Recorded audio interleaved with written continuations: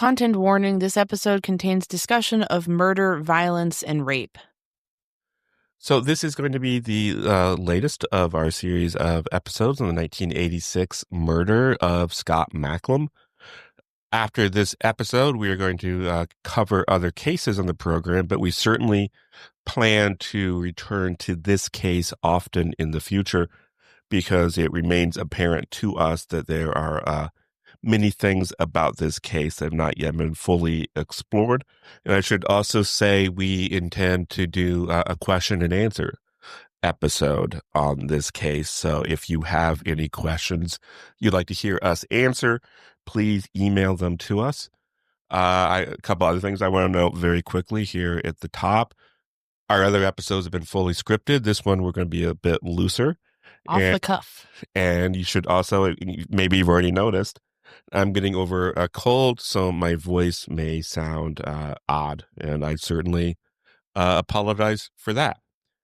So if you haven't listened to our previous episodes on the case, we recommend that you go back and do so. Yeah, you'll understand the better underlying criminal case here. Of course, Kevin mentioned 1986 murder of Scott Macklem up in Michigan.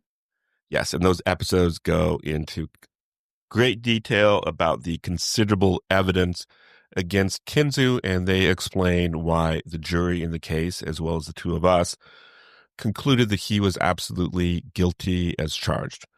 We're going to cover a lot of ground in this episode. We're going to talk about some of the theories that Team Kensu has put forth about this murder.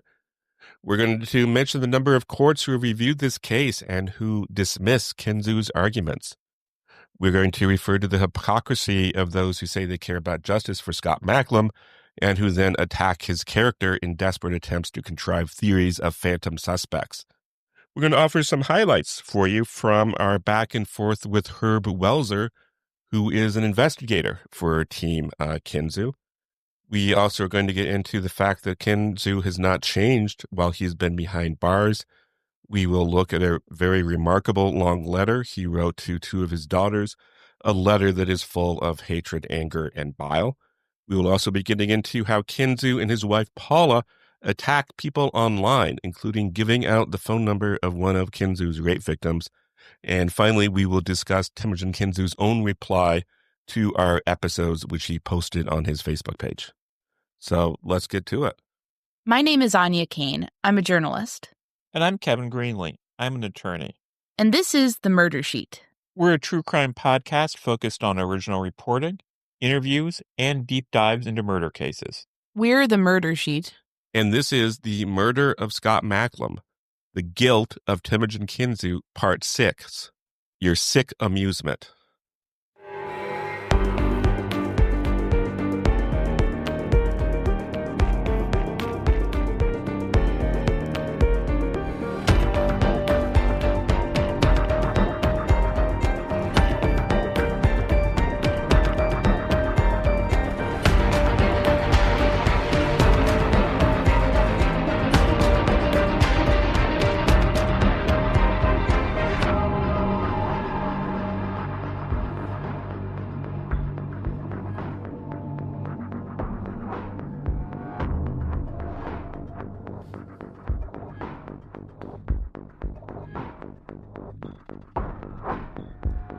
So just a quick editorial note, as in previous episodes, we will be referring to the convicted murderer in Scott Macklem's case as Temujin Kensu. That is the name he seems to prefer now. He was previously called things like Frederick Freeman, John Lamar. Throughout these kind of court filings, he has so many different names and aliases that we just think it's also easier to just refer to him by his preferred name now. So we're going to be editing out any references to Freeman or Lamar and calling him Kensu and Temujin Kensu. So just a note. That's just for clarity, and it's just for clarity. Excuse me. So let's talk about some of the theories that have been put forth over the years from Team Kensu about who killed Scott Macklem. One of which that got a lot of attention was at one point the claim was that the real murderer was a man named Leonard Massey. And the so-called evidence for this was that an enemy of Massey's named Ronald Fiesel claimed that Massey had confessed to him. And When you say an enemy, what is that? Fiesel had a long history with Massey. Maybe that's worth doing an episode on at some point. It's a complicated and interesting case. But Fiesel would do anything he could to try to get back at Massey. And so if Massey really had made this confession, you think it would have come up a lot earlier. But just by coincidence, it happened to come up after Fiesel ended up being incarcerated in the same place as Temujin Kensu. Really? So to me, that shows yet again how great Temujin is at manipulating witnesses and getting them to contrive stories. And I should say that at this point, even Team Kensu says, "Oh, it wasn't Massey." So even they know how bad that looks. It's a ridiculous theory. So this came up like he's he's staying in a place with this guy, and then suddenly this guy starts saying, "Oh, my sworn enemy who I've been trying to destroy forever, he told me he did it. Just happened to be while I was kind of in sharing space with this guy who is trying to, convince other people that he's innocent." Yeah, we've seen how Kensu tampered with witnesses in his own case, his so-called alibi witnesses. And here we see him tampering with another witness behind bars and getting that witness to fabricate a story that goes to Kensu's favor. It's very blatant. It's very, very clear. I have a question. How do we know that Kensu and his team have since dropped this angle? Well, they've said it in court filings. They've actually said, no, we're not doing that anymore? Yes. Okay. Kensu has even said, "Oh, yeah, they say I was the one that convinced him, but I had nothing to do with it." No, it was some other guy who said, "Hey." So you don't say that if you think it's a really strong theory. That's really weird. Who else would? And it's interesting that he's acknowledging that the guy had to be convinced to do this. So who else would come in and say, "You know what? I want you to do my friend Temujin Kensu a big favor." It's bizarre. Yeah, so it's a ridiculous theory. But also, just as a note, when you have to kind of put out nonsense like this, it's not really a great sign for your innocence. Just, as a rule, it's just not. I mean, especially when it's like manufactured like this. So a more recent theory, and this one I think is profoundly stupid, even stupider than the previous one. The Massey theory to me is like, I can kind of see where they were going with that. If this Massey character was maybe a bit, if he had, it sounds like he was within the prison system too, or he had a criminal background. But what you're about to say, I concur, is one of the most stupid alternate theories I've ever heard. And I sat through the 3-day hearing in Delphi. Yes, this is shockingly stupid. So before I get into it, I should say that Temujin Kensu's defense attorney at his criminal trial is a man named David Dean. David Dean had a drug problem that is well documented. And so Team Kensu's over the years claimed that, the fact that he had this drug problem, it affected his performance at trial. And so that's one of the arguments they make, that the trial was unfair. But we've read the transcripts. The guy did a great job at trial. There were some really very effective cross-examinations. And so it's not a good argument that he was an ineffective counsel. And you don't have to just take my word or Anya's word for that.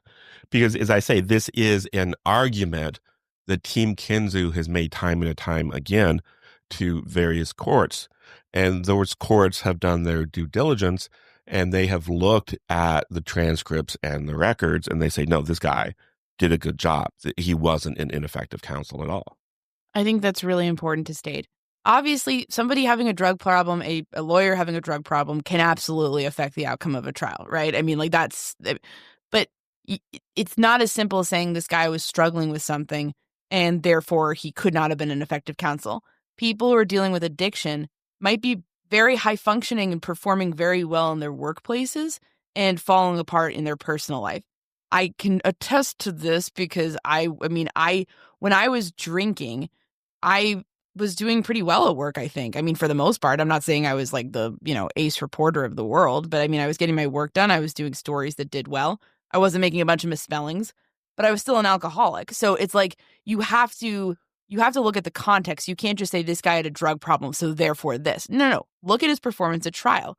He performed poorly, and that could be somewhat attributed to the drug problem or just that he was ineffective in general. That's absolutely something that's relevant to talk about. If it didn't, and when you look at Dean, I mean, he's doing a masterful job on some of these cross-examinations. Like, he was good. He was doing his client a service, and, his drug problem, therefore, is something to talk about and certainly something to investigate and analyze, but it's not relevant, and it makes sense that the courts would not pursue that. They've made that argument time and time again, and it's been turned down time and time again.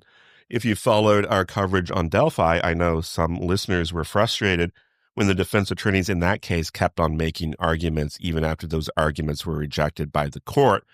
And I'm here to tell you, Team Kensu's arguments have been made and rejected and made again and rejected just over and over again. There's nothing to them. But we'll get to a bit more in a second. So David Dean has some involvement with drugs, and so this gets spun into a situation where they falsely claim, with absolutely no evidence, that Scott Macklem was also involved in the drug trade and that several powerful people in the area were also mixed up with that. And in fact, Kensu's own defense attorney was involved, and he alleges that it was his defense attorney, David Dean, who gave the order for Scott Macklem to be murdered. And that is just about the stupidest thing I have ever heard in my life. So it's not the butler did it, it's the defense attorney did it. Yeah. Wow. Okay. That is completely wild. I mean, points for creativity, obviously, but but in all seriousness, what the heck? This is what people find. When we're talking, people are ripping apart Robert Cleland for decades about him offhandedly talking about the plane theory, right? Like, this guy flew in a plane, which is something that Kensu himself raised in a phone call. But again, you don't have to like the plane theory. You can just disregard the witnesses, the alibi witnesses. But let's talk about, if you want to talk about people bringing up ridiculous theories, my defense attorney is the real bad guy is probably one of the wildest I've heard ever. And I don't think it's something that you raise without evidence if you're not completely desperate. Yeah. I agree with that. It also fits into Kensu's worldview that everyone is out to get him. So this guy, Dean, didn't serve him, I guess. He didn't get him off. So obviously he must be part of the conspiracy too, right? Yeah. And yeah. Everybody's in on it. Everybody's in on it. Actually, we might be in on it. We don't even know. We'll get to that a little bit later. Spoilers. One of the best and scariest parts of running your own business is you have to be everything all at once. It's always interesting, but we've got to be your charming hosts, dogged reporters, savvy producers, engaging scriptwriters, diligent marketers, etc. All the time, all at once. All the while lavishing attention on our pup Nick and teasing each other incessantly. It's fun, but it's a lot. Fortunately, for all small and upcoming business owners, there's Shopify. They can help you wear all the hats at once. They're there to take stuff off your plate so you can drill down and focus on what moves you, what drives you forward, what you're really good at. I really wish we'd been working with Shopify when we first started. They're a game changer, a one-stop commerce platform that lets you do so much fast and conveniently. There's a reason 10% of all e-commerce in the United States alone uses Shopify, as well as millions of businesses around the world. It works. It powers your business forward. One thing that would have really helped us early on is their design studios for beautiful online stores that fit your brand's personality to the T. You don't need to bounce from website to website. You can tackle the important tasks like inventory management, marketing, and returns, all in one spot. So you're seeing the big picture for your business. Start your business today with the industry's best business partner, Shopify, and start hearing. Sign up for your $1 per month trial today at shopify.com/msheet. Go to shopify.com/msheet. That's shopify.com/msheet. But in fairness to Kensu, he basically had no choice but to concoct some sort of really elaborate conspiracy theory to explain why he's still in prison. And the reason for that is because, as I alluded to earlier, since the jury returned its guilty verdict, His case has been reviewed by virtually every imaginable judicial authority in the state of Michigan. And all of those authorities have said the verdict is good and that he's exactly where he belongs because he killed a man. And so you have to have a conspiracy to explain why they would arrive at that conclusion.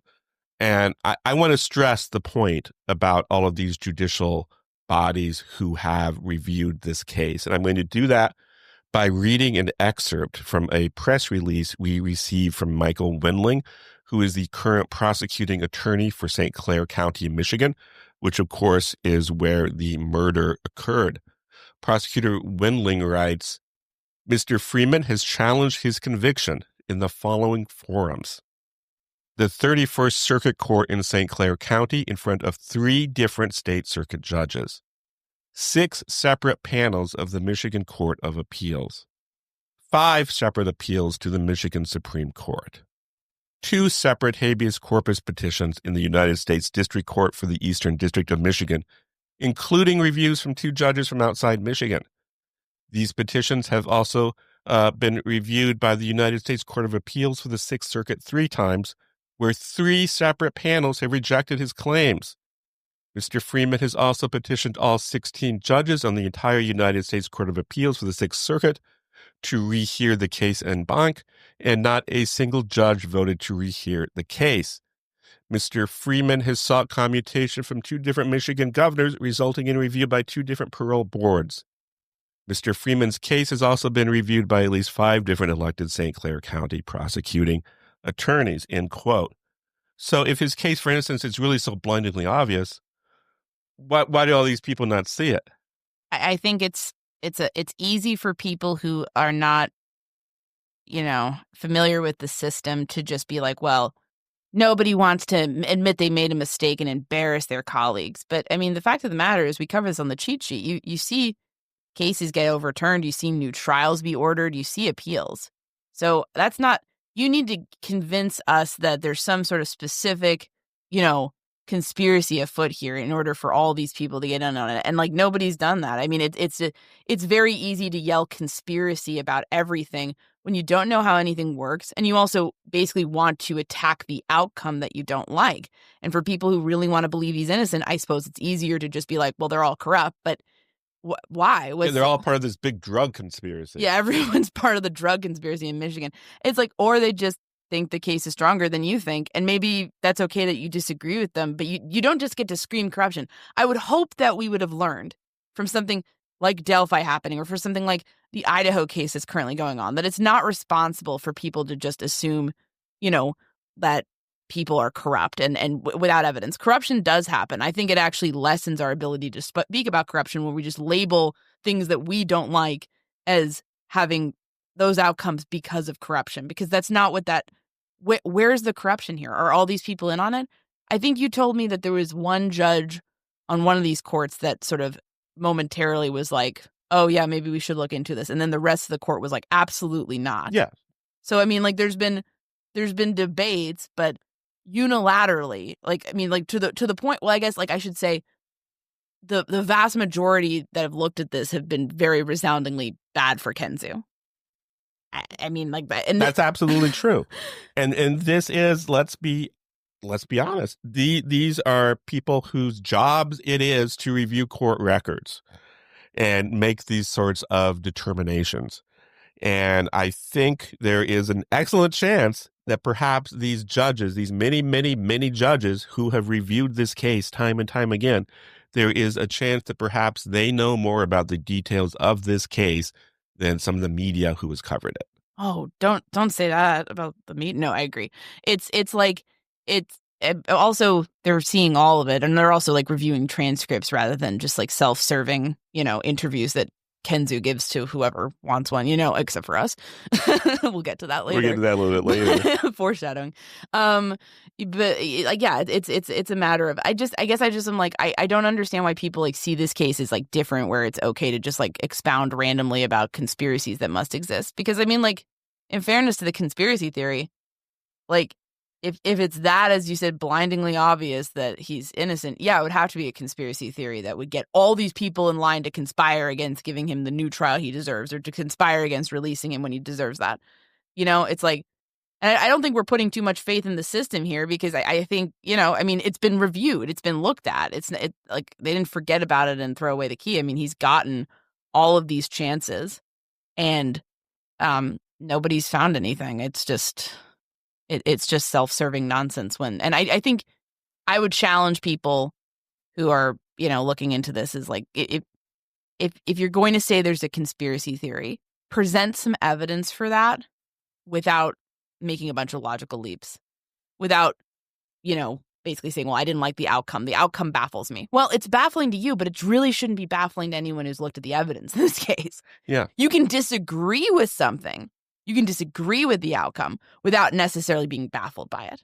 You might have a case like that. Maybe you say, okay, I understand why they acquitted this person, but I disagree. But I understand why they did. Versus being like, I can't believe they acquitted them. Like, in this case, it's like you have to look at the evidence, and then you will see why they convicted him. Yes, it is very clear why this man was convicted, and it is very clear that the evidence was solid and that he did this crime. I want to talk about something. We've kind of alluded to it, because we've alluded to the fact that there are unsupported claims, which is code for lies, that Scott Macklem was involved with drugs, and that is what caused him to be murdered.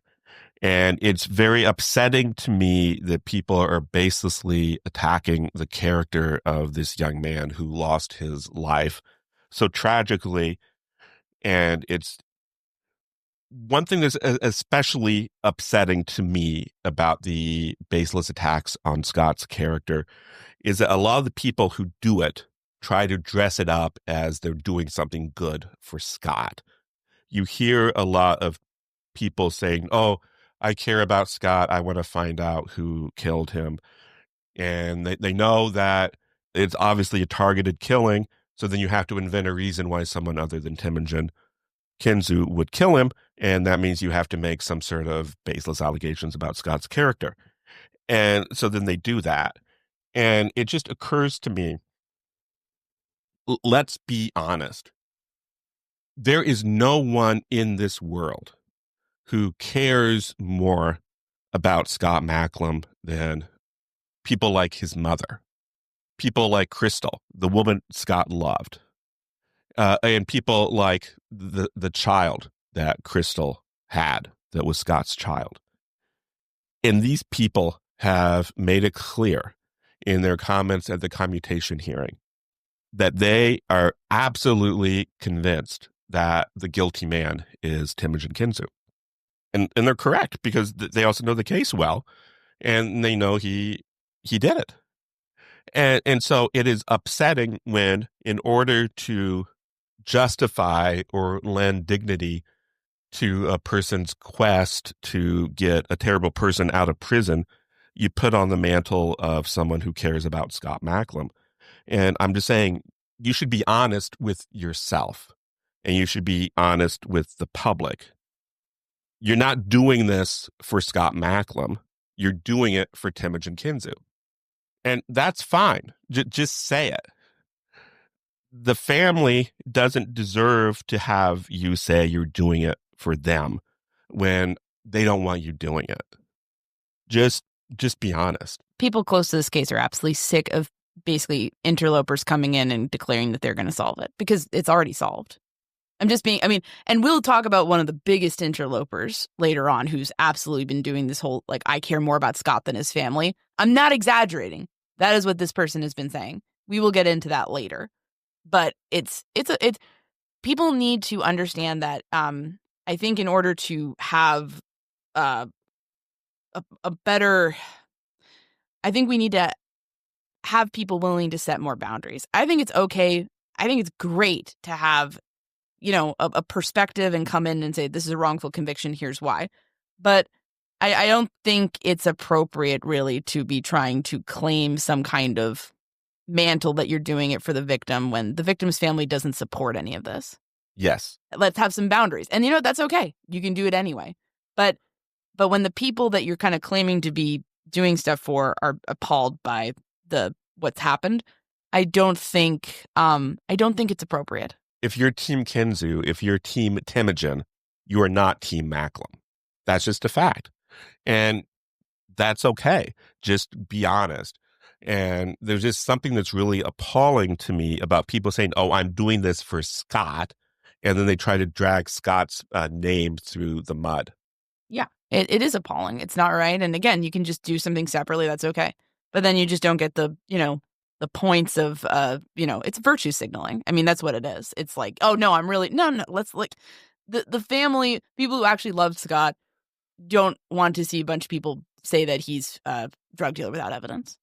And again, it's a situation where if there were evidence of any of that, if there were evidence that he's some drug kingpin that met a bad end because of that, I want to see it. But let's not act like we're doing it for Scott's benefit.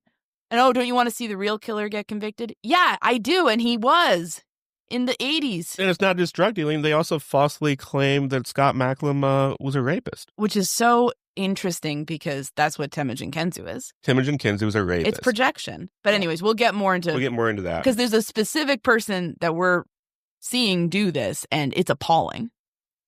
Yeah, no pun intended. So at this point, we did reach out before we did any episodes on this case to the Kensus. We got a reply from Paula. We'll read a bit of that later. But she did. Paula Kensu is Temujin Kensu's wife. She married him while he was incarcerated. Yes.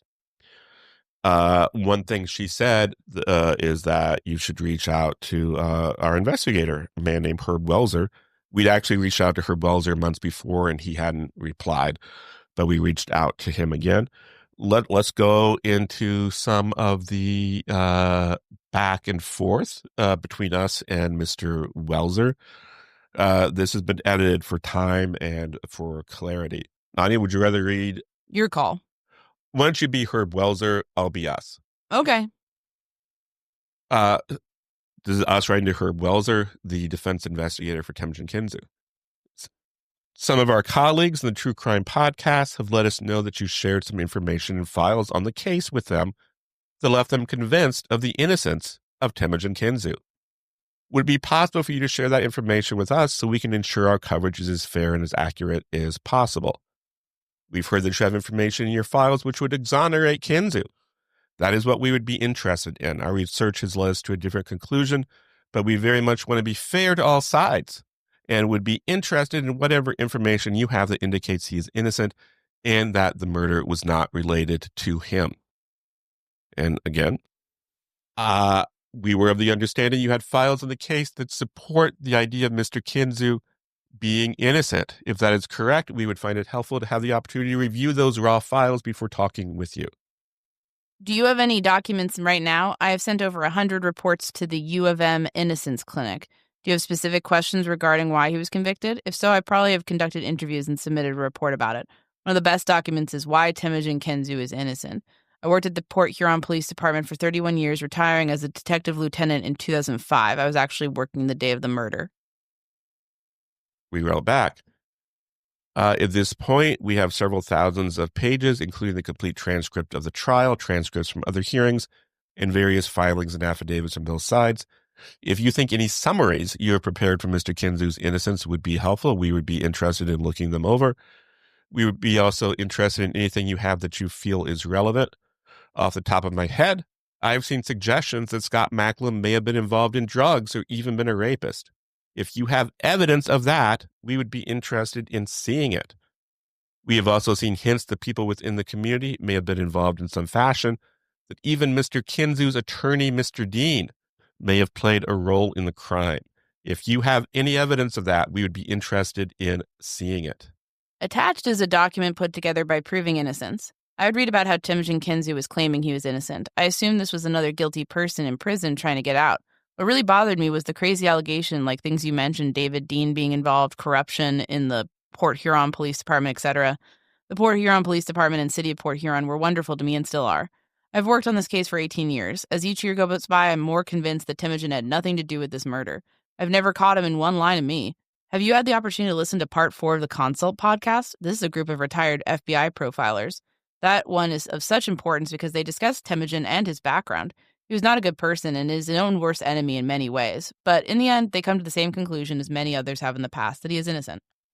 So I want to stop us from this reading for a moment and discuss just a little bit this report he sent us, because to me, it highlights one of the main problems about online discourse about this case, which is there's an old saying that it's not what you don't know that's the problem, it's the things you do know that aren't so.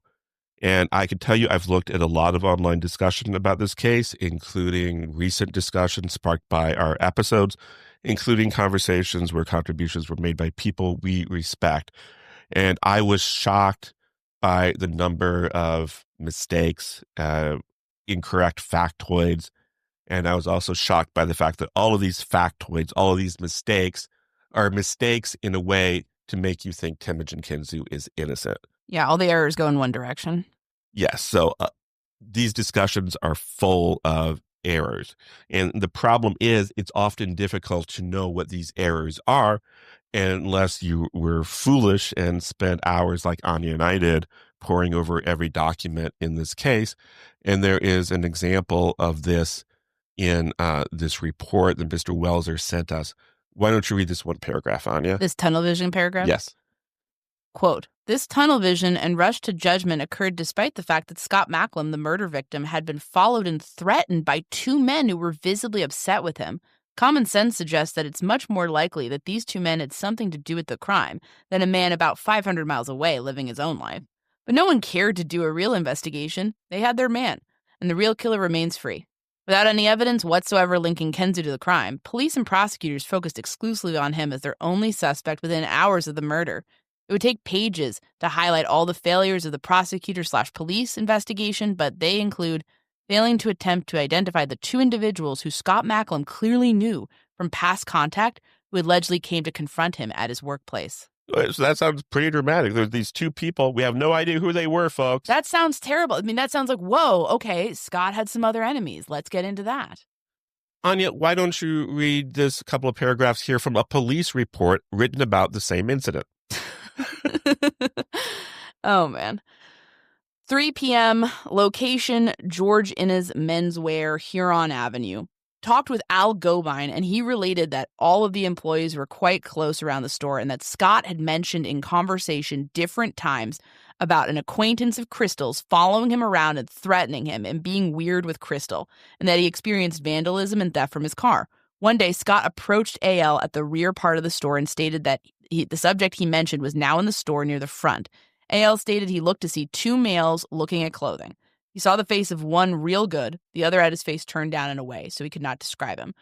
Gobine said that later, after the crime, Sergeant Bounds showed him some photographs, and he identified Temujin Kensu as the one he saw in the store that day. Gobine stated that the subjects did not approach Scott, who elected to remain at the back of the store. He felt Scott wasn't necessarily afraid, however, he did not want anything starting at the store. Gobine stated that nothing further happened and the subjects finally left the store. Okay, come on. Like what? And this is what online discussions are full about. People, including people we respect, will say, oh, isn't it suspicious that X? And what they say is just completely untrue. So what we have here is an incident saying, oh, isn't it suspicious? We don't know who these people are who stalked Scott. Guess what? It's in a police report. We know who one of them was. It was Temujin Kensu. The sloppiness of the stuff that's been put out there. And listen, I don't blame anybody because when you read some of this stuff the first time, it sounds really compelling. I get that. But there's also not really much of a point in debating any of this as long as we're not operating from the same sets of facts and the same shared reality. This is reality. These 2 men were identified. One of them was Temujin Kensu. That's what you need to know. So this idea that there's mysterious 2 men who are just floating around there in Michigan, nobody knows, that's not true. They're misconstruing an actual event that happened and conflating it with the idea that we don't know who these 2 guys are. And it's frustrating because it's like, I understand where people are coming from where they don't think there's enough evidence in the case or it hasn't sold them on his guilt. And that's a perfectly respectable position that I understand. And, that's great. people can come to different conclusions and a diversity of opinions is welcomed. That being said, we need to have our opinions be based on reality and actual facts and not just like these kind of things that people are throwing out there that are frankly garbled versions of the truth that are coming from Team Kensu for people who are writing reports for him about how innocent he is. Those are not to be trusted by themselves. You can take those into account, but you have to cross-check them with what is in the actual case record. I think the number one reason people believe Temujin Kensu is innocent is because they've been given bad information. That is absolutely right. The garbage in, garbage out. The jury, who got to hear all the vetted evidence, they came to an obvious conclusion, and they were correct. But let's get back to our correspondence with Mr. Welzer. Again, I'm reading us, and Anya is reading for Mr. Welzer. I wrote, the report did not address the issues I mentioned. In your email, you referred to, quote, the crazy allegations about things like David Dean being involved. I'm sure you are aware that those allegations were made by Kensu and his team in court filings. Do you consider them to be crazy, i.e. not supported by evidence? Or is there evidence for them? If so, I would be interested in seeing it. You have good things to say about the Port Huron Police Department. I have heard good things about them too. Do you have doubts about the aspects of Kensu's theories that attack the Port Huron Police Department? Kensu and his team have also made allegations that Scott Macklem was a rapist and or involved with drugs. Is there any evidence for them? If so, I would be interested in seeing it. The article you sent suggests that Crystal perjured herself on the stand in the trial. Is that your belief? I've heard all 4 parts of the consult. I'm aware of Kensu's background and that he was not a good person. Is there any evidence in your mind that he has changed? He posts attacks on Crystal from time to time on his social media. Any allegations of David Dean being involved are not supported by evidence. David struggled with substance abuse, but I in no way believe he was involved. I did review Temujin's jail records for while he was awaiting trial. During the 5 months that he was in jail awaiting trial, David Dean came there one time to visit him. Temujin made several phone calls to David's office asking to speak to him. Very few times did he call Temujin. I do not have any evidence that Crystal committed perjury. I've never found any evidence that Scott Macklem committed a rape. I did interview one person who claimed to be at a party with Scott Macklem when Scott was doing drugs, but this person's statement may not be reliable. As to whether or not Temujin has changed, I do not feel comfortable giving an opinion regarding that. But my question is, should an innocent person be sentenced to life in prison for not being a model citizen? After the trial, much has been uncovered as to how a conviction was obtained. So let's step out of the correspondence again. I appreciate him saying that he doesn't believe the David Dean theory because that is a stupid theory. It's a stupid theory. This is the defense investigator. He's worked on this case for 18 years. Paula Kensu said we should talk to him. He says no evidence for that stupid theory about the defense attorney.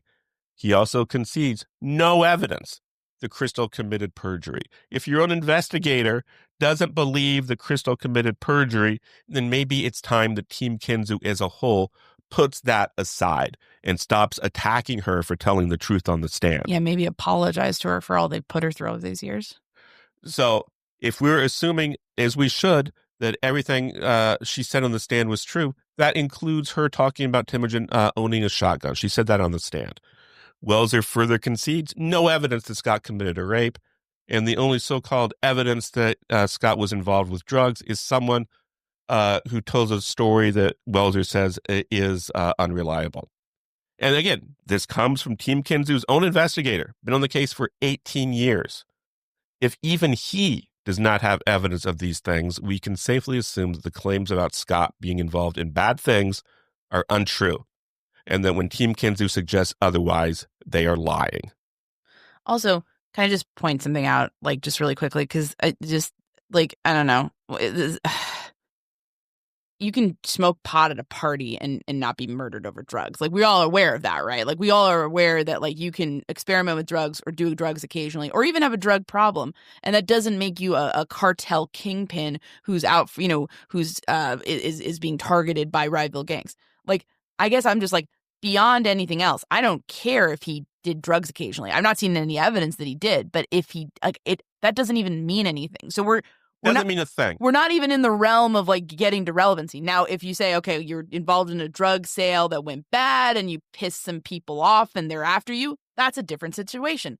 But that is a specific situation that you would have to have people addressing, not just he tried pot at a party once. Okay, so I just want to be very clear about this. Like, I'm left very cold by this narrative from the jump, because we need to overcome a lot of hurdles for me to believe that we have a good alternate suspect versus the guy who was telling people he was going to kill Scott Macklem. And who was seen there by witnesses. Like, it's not and a who hard... made incriminating statements. It's not a hard case. It's not really. It really isn't. And but like, but like, even if you want to say, well, okay, but maybe there was someone else, fine. But we have a long ways to go to cultivate. You can't just say, ooh, drugs, and then like that fills in all the blanks. What drugs? Was he selling them? Did he rip somebody off? Like, what are we talking about? What specifically happened? You can't, like, it's like saying someone was the victim, like the murder was the motive was robbery, but you can't tell anyone what was stolen. It's like, no, we need something specific and concrete here. We cannot just be...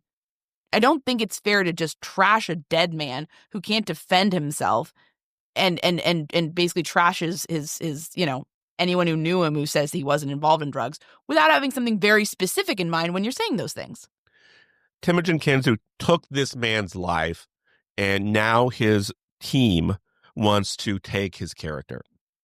But before we I appreciate Welser's candor in indicating, well, I don't see any of that. But again, he's saying one thing, and then other people are out there spouting their mouths on other things. So Kensu and his acolytes, they love to make the claim that, sure, Kensu was a bad guy when he was a free man, but he's a completely different person now. So I found it interesting that defense investigator Herb Welser would not even offer comment when we asked him whether or not Kensu has changed. That's a very easy question. It's interesting. When I see people talking about this, he used to be a bad guy. What do they mean? What do they mean? I want to know what people mean. Do they mean that they think he is guilty of raping and beating women, but that he just happened not to go after the fiance of one of those women who he was targeting and stalking? If that's okay, I mean, if that's the case, okay, I understand that. If it's no, he wasn't as bad as all these women say, then so are we saying that all of these people who came forth about being victimized by Kensu are all lying in the same exact way? Like, are they part of the conspiracy? I'd love some clarity on that. So, like, who's lying here? Or is no one lying, but it's just that he happened to be very unlucky and somebody else killed Scott before he could or something? Like, that's what I want to know. When people say he used to be a bad guy, what do they mean? I have a feeling about what's meant by that. And it's just reading between the lines. But I when I see people talking about, well, he used to be a bad guy, I think they meant, oh, he's, it was back in the day and he was sleeping with all these girls, breaking all these hearts. He was kind of a bit of a wild man, but, he was a cool guy to hang out with. That's not what he was. That's not accurate. Okay. And that's also, I don't think that makes you necessarily a horrible person. I mean, it's not nice to cheat on people or break hearts, but there's a huge difference. That could just be someone being a young guy and being kind of wild, sowing his oats and whatever. There's a big difference between what I think he's been portrayed as, which is that, and what he was actually doing, which was being an abuser and abusing women and raping women and beating up anybody who stopped him or tried to stop him, or beating up anyone he saw as a sexual rival. Okay? He didn't just do this to Crystal and Scott. He did this to multiple people. This was a pattern of behavior. So I would love someone to quantify how is he bad and how has he changed and how is that relevant to this conversation? Because I don't feel like I've seen that. It's a lot of dancing around. And the reason I think there's a lot of dancing around this is because Kensu is very active in this online conversation. He's posting. I think there's a kind of a lack of willingness to say anything that might offend him. So I think you have people who are actually kind of tailoring what they're saying to make sure that he doesn't freak out. Yeah. People Kensu might react in a certain way that'll make him look bad. We got to protect Kensu. No one seems to really care that much about standing up for Crystal or the actual victims of this case. They just want to use the name Macklem to wrap themselves in phony virtue. But let's get back to our emails with Welser. This is us. We feel the idea of David Dean being involved is ludicrous, yet Kensu has suggested that he was. We have also found no evidence to support Scott Macklem being a rapist or being involved with drugs. Yet the Kensus have publicly suggested both of those to be true. We are sure you understand that when people repeatedly say things that don't check out, as the Kensus have done in this case, it is difficult to lend credibility to other things they say. Do you have any thoughts as to why the Kensus have done these things? We agree there's no evidence that Crystal committed perjury, but want to note that the document you shared with us this morning makes a different assertion. It stated that Crystal told, quote, false, bizarre, and completely fabricated stories. Much of the rhetoric from Kensu's corner of the case seems to involve personally attacking Crystal. I agree that an innocent person should not be convicted of murder because he's a serial rapist. After a review of the trial transcript, I feel confident he is guilty.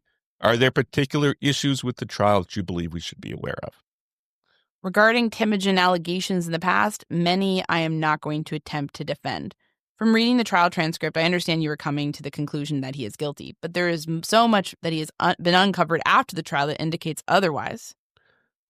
I appreciate your honesty in saying that you're not going to attempt to defend many of the things Temujin has alleged. It does affect his credibility. I would like to mention Temujin being referred to as a serial rapist. He had so many girlfriends, it is hard to keep track of them. Would Temujin kill Scott Macklem over Crystal because of jealousy when he had women wherever he went? Let's step out for that for a second, too, because this is something else that Team Kensu does. They seek to diminish Crystal a lot. Crystal wasn't that important to him. He wanted to dump her. She was the one who was after him. Please remember in the commutation hearing transcript, Kensu said that at the time of the murder, he falsely believed there was a possibility that the baby Crystal was carrying was his and not Scott's. That seems to be a strong motive. That is a strong motive, especially when, you know some of the background. I'm going to tell you this. Like, it's 2025, okay? Ted Bundy did not kill all the women he encountered in life. He killed certain women in certain contexts, okay? That doesn't mean but it's like, it's this like idea that I don't think people understand domestic abuse or domestic violence or sexual violence sometimes, because he would get these women in these relationships and treat them violently and treat them poorly and rape them. Like, that was his MO. That it's fair to call him a serial rapist. He wasn't attacking strangers or anything like that. But I also think this idea, like, he could have sex with other women. It's not about necessarily sex. He wants to dominate them. He wants them to obey his every whim. He's a misogynistic predator. Okay, he's a misogynist, but he also will go after men who stand in his way. So I think this idea of like, oh, well, he could have gotten laid anywhere. It's like, yes, but that's not really necessarily all he's after here. He's after control over these relationships. And this is something that multiple women testified to at his commutation hearing. I understand what Crystal described was a really extreme and disturbing scenario about their relationship. And I understand people who've never necessarily been through that or don't have any real, understanding of how those abusive relationships works. I understand them being like, that's hard for me to believe. How could that happen? But the fact of the matter is it does happen. And she's not the only one who described that identical circumstance. You had multiple women getting up and saying, that happened to me too when I was with him. And he attacked my then boyfriend. So it's a situation where I guess I'm just kind of like, you want to knock down Crystal, but what about everybody else? Exactly. And again, it's not about, I don't think it's for someone like Temujin, I don't really think it's about like, oh, I could just get a new girlfriend. No, it's about like, this woman is defying me. How dare she do this and steal my baby with this new guy who's interloping? She belongs to me. He's possessive, he's controlling. This is what we've heard from multiple women. It's not that surprising. He's not just some kind of guy. This is why I say I'm a bad person because I just had sex a lot. I think he's a bad person because of how he was treating people, I mean, it's not that he was promiscuous. It's that I think he was promiscuous, but he also seems to, and you'll see this later on, but like I especially in the letter that we're going to read at the end of this, but he slut shames women a lot. There's a lot of like him questioning, why do you have so many boyfriends and stuff like that.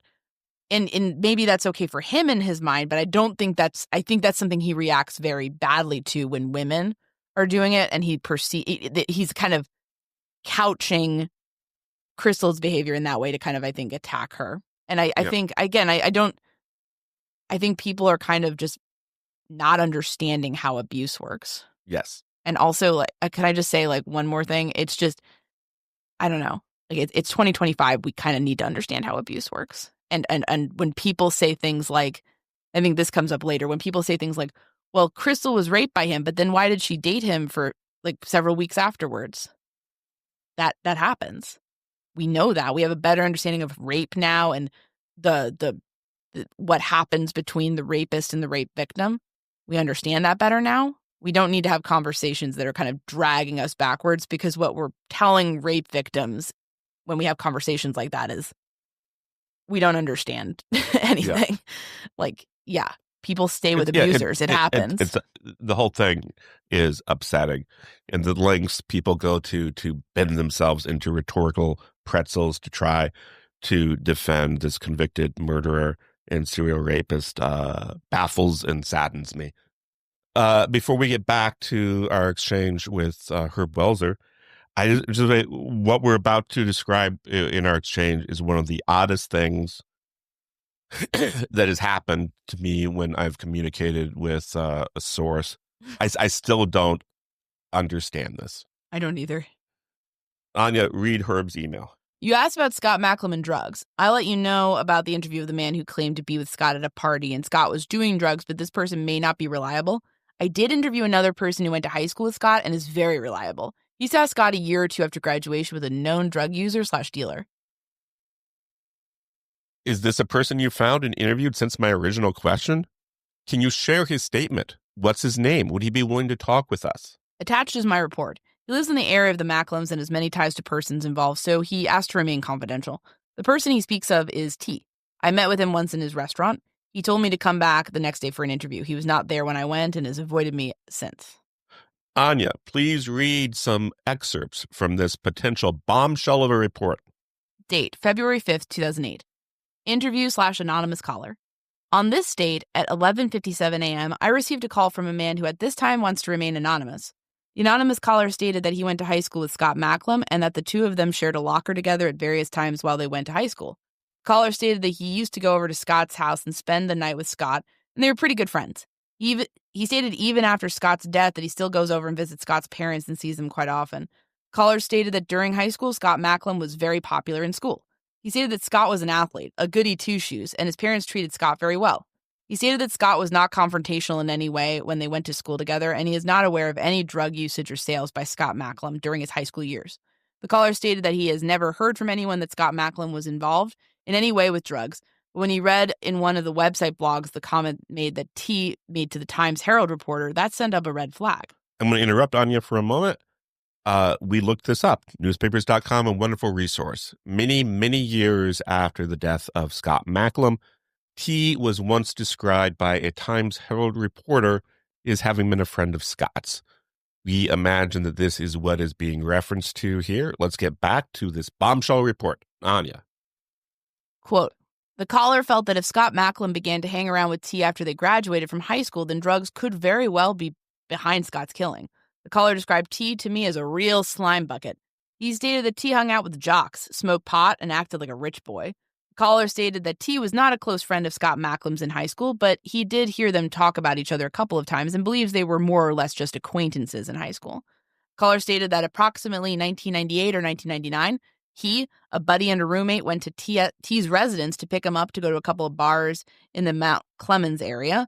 The caller stated that he went up to T's door and noted that there were blankets over the windows at the front of the home. He stated that when they opened the front door, he could see a lot of children's toys laying on the floor in the living room. T was sitting there in the living room watching a porno film on television. The caller did not see any children in the home at that point. The caller stated that the four of them went down to Mount Clemens to a couple of bars, and on the way there, T was smoking marijuana joints. He stated that they later came back to Port Huron and went to the Blue Water Bowl on Lapeer Avenue. Caller stated that while they were in the Blue Water Bowl, he was talking to his friend at the bar, and T and the other subject kept going in and out of the bar. The caller asked his friend why T and the other subject kept going in and out of the bar, and the friend told the caller they were probably going out in the parking to make some cocaine deals. The caller stated that he did not want to have anything further to do with T and has not seen him since that night. Respectfully submitted, Herbert C. Welser Jr., Welser Investigations. Okay, I think there's a lot of obvious points to be made after that. And I think I made them in the next email we wrote to Herb. This is me writing to Herb Welser. Perhaps I'm dense, but I'm not finding what you said would be in your report. You said the person you interviewed, quote, saw Scott a year or two after graduation with a known drug user / dealer. You further indicated that person was T. In the report, the person you interviewed is not cited as having seen Scott and T together after graduation. In fact, the person makes reference to, quote, if Scott had started to hang around T. The use of the word if indicates that the person doesn't seem to have personal knowledge of the two men being acquainted. And in fact, the possibility only seems to have occurred to him after he saw a comment T made to a newspaper reporter nearly 20 years after the killing. Am I missing something? Anya is going to read Herb Welser's complete email in response. You are correct. I wrote back. So to be clear, you are agreeing that the document you sent does not match the summary you gave us this morning. Yes. And that was it. No other explanation as to why he sent us something that didn't match up with how he described it. Did he just not read the report? Did he think we would just read the summary and accept it and then not read the report? I don't know.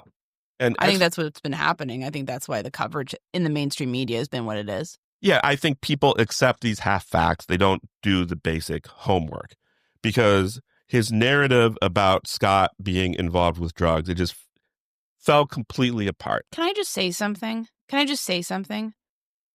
All of us, you listening at home right now, we all probably went to school with somebody who is smoking pot or maybe even got into some kind of drug dealing. It's a pretty endemic issue. Okay? If you wanted to go back to my high school and find somebody who was an acquaintance of mine in high school that maybe I hung out with after high school who dealt pot or was in, I don't know, cocaine or whatever, that doesn't make me involved in the drug trade. It's a small town. It's a small high school. It's a small area. You can know people and not be, you need to have so much more. Like, let's take everything in this report seriously. You need to have so much more than this to be saying that someone must have been killed in the drug trade. This is nothing. This is nothing. This is embarrassing. Like, if this is what they're basing it off of, what? It's embarrassing on multiple levels, including the fact that it did not support his summary in the slightest.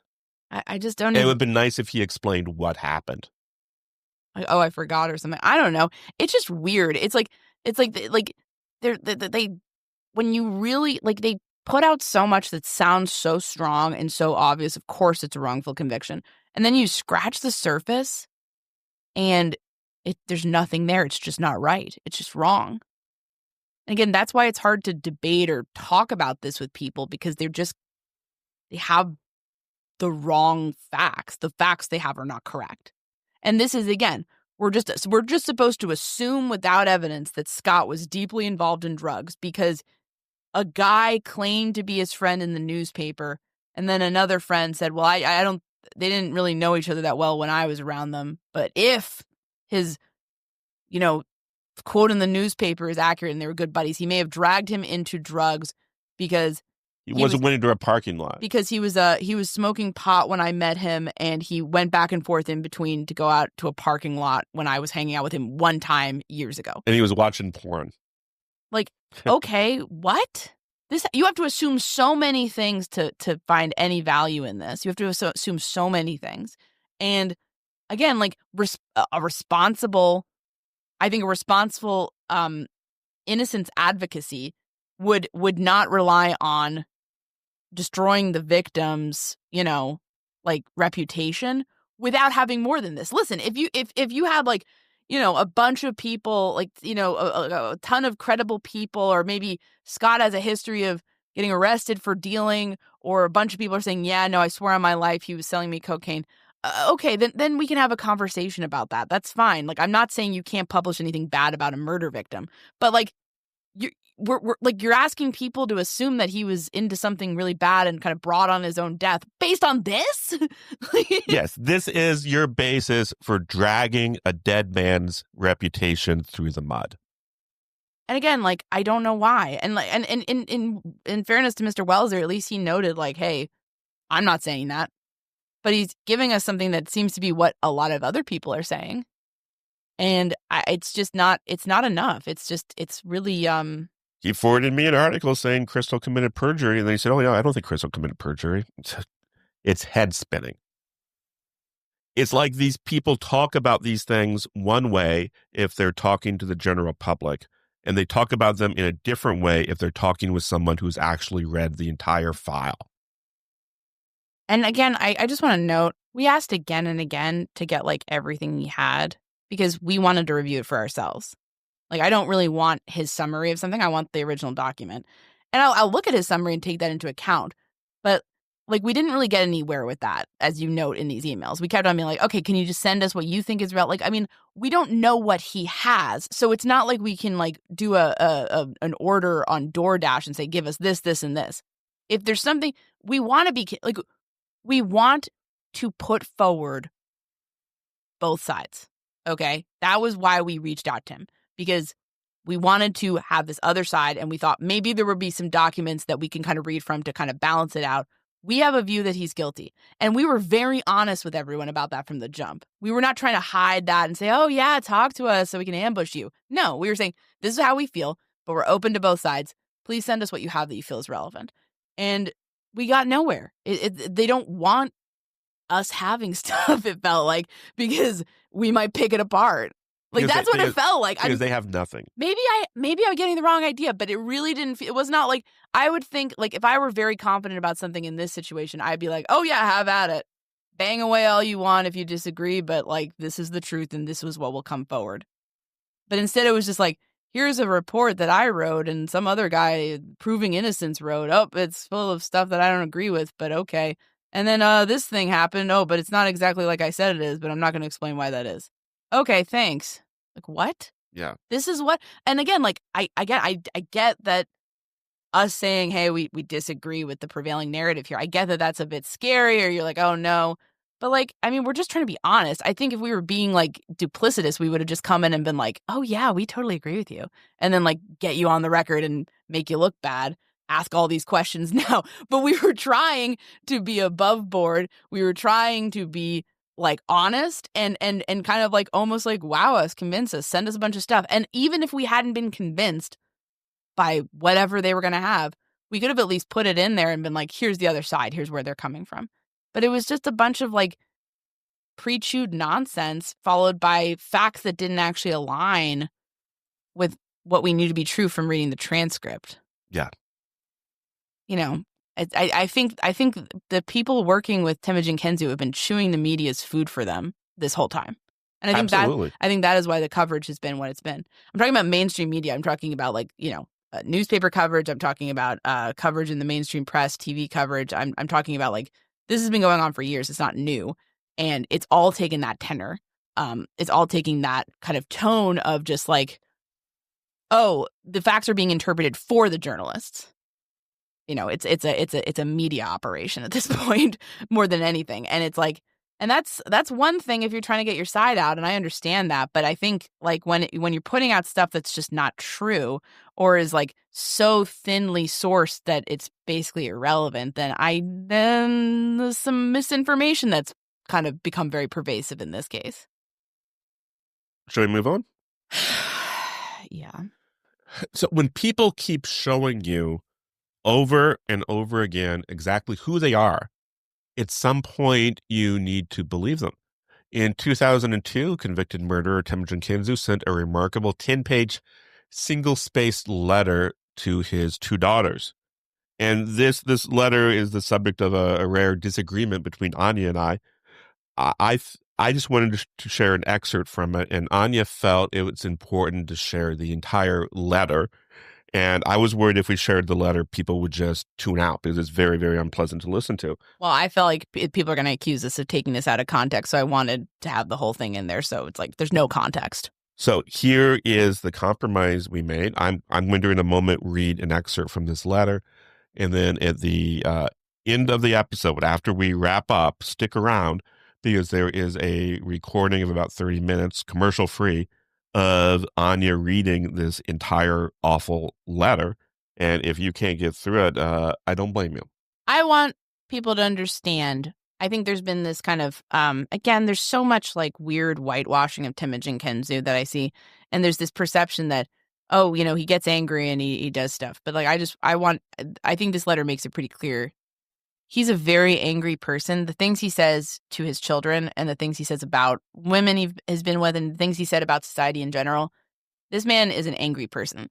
That's not an impulsive reaction. That is who he is as a human being. And I think it gives you the operating base level of Temujin Kensu. It is unpleasant listening, but if you can stick it out, I think you'll get a pretty good sense of him. He's just anger. He's a core of anger. It's anger, and then if people are doing what he wants them to, he's not angry at them. But if that changes, and let's go. The letter that I read, it has like we're using people's initials, unless we've already named them.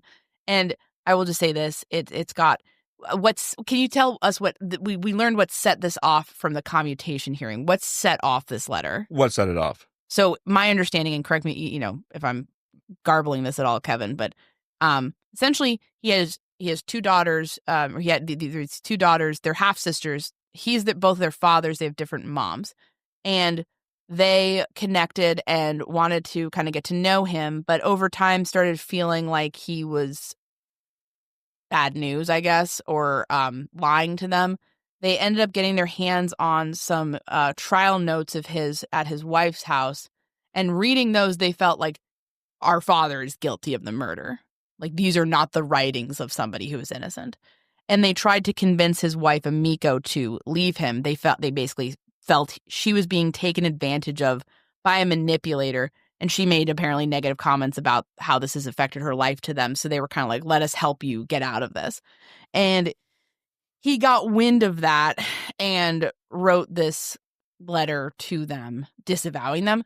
And there was also an instance in there where he actually physically attacked one of the girls in prison when during a visitation. He broke her finger. So yeah, I believe this letter really demonstrates not only how Kensu reacts when women in his life who he should love do something that displeases him, but it also shows the extreme deference which he seems to think is his due. So I'm going to read one paragraph from it now. You can stick around to the end and hear the whole thing if you wish. And I'm reading that. Quote, "You have sunk to the lowest depths of humanity in trying to destroy those around you for your sick amusement and so that you might engage in a round of Peyton Place melodramatics. Both of you are, in my estimation, little more than weak, selfish, and self-absorbed drama queens whom have to have the light focused on them no matter the truth and no matter who you hurt. I am ashamed that we share one drop of the same blood. You have done nothing to deserve the love, respect, or admiration that I foolishly bestowed upon you. What a warped and twisted person you truly are. Neither of you has done anything of merit with your life, and you have the audacity to judge me. Neither of you has the strength to walk one step in my shoes, and still you dare to judge me. The selfish judging, the giving, the coward judging the brave. How truly pathetic. Like I say, it is pathetic, but not in the way he thinks. Yeah. This is a pathetic, weak man.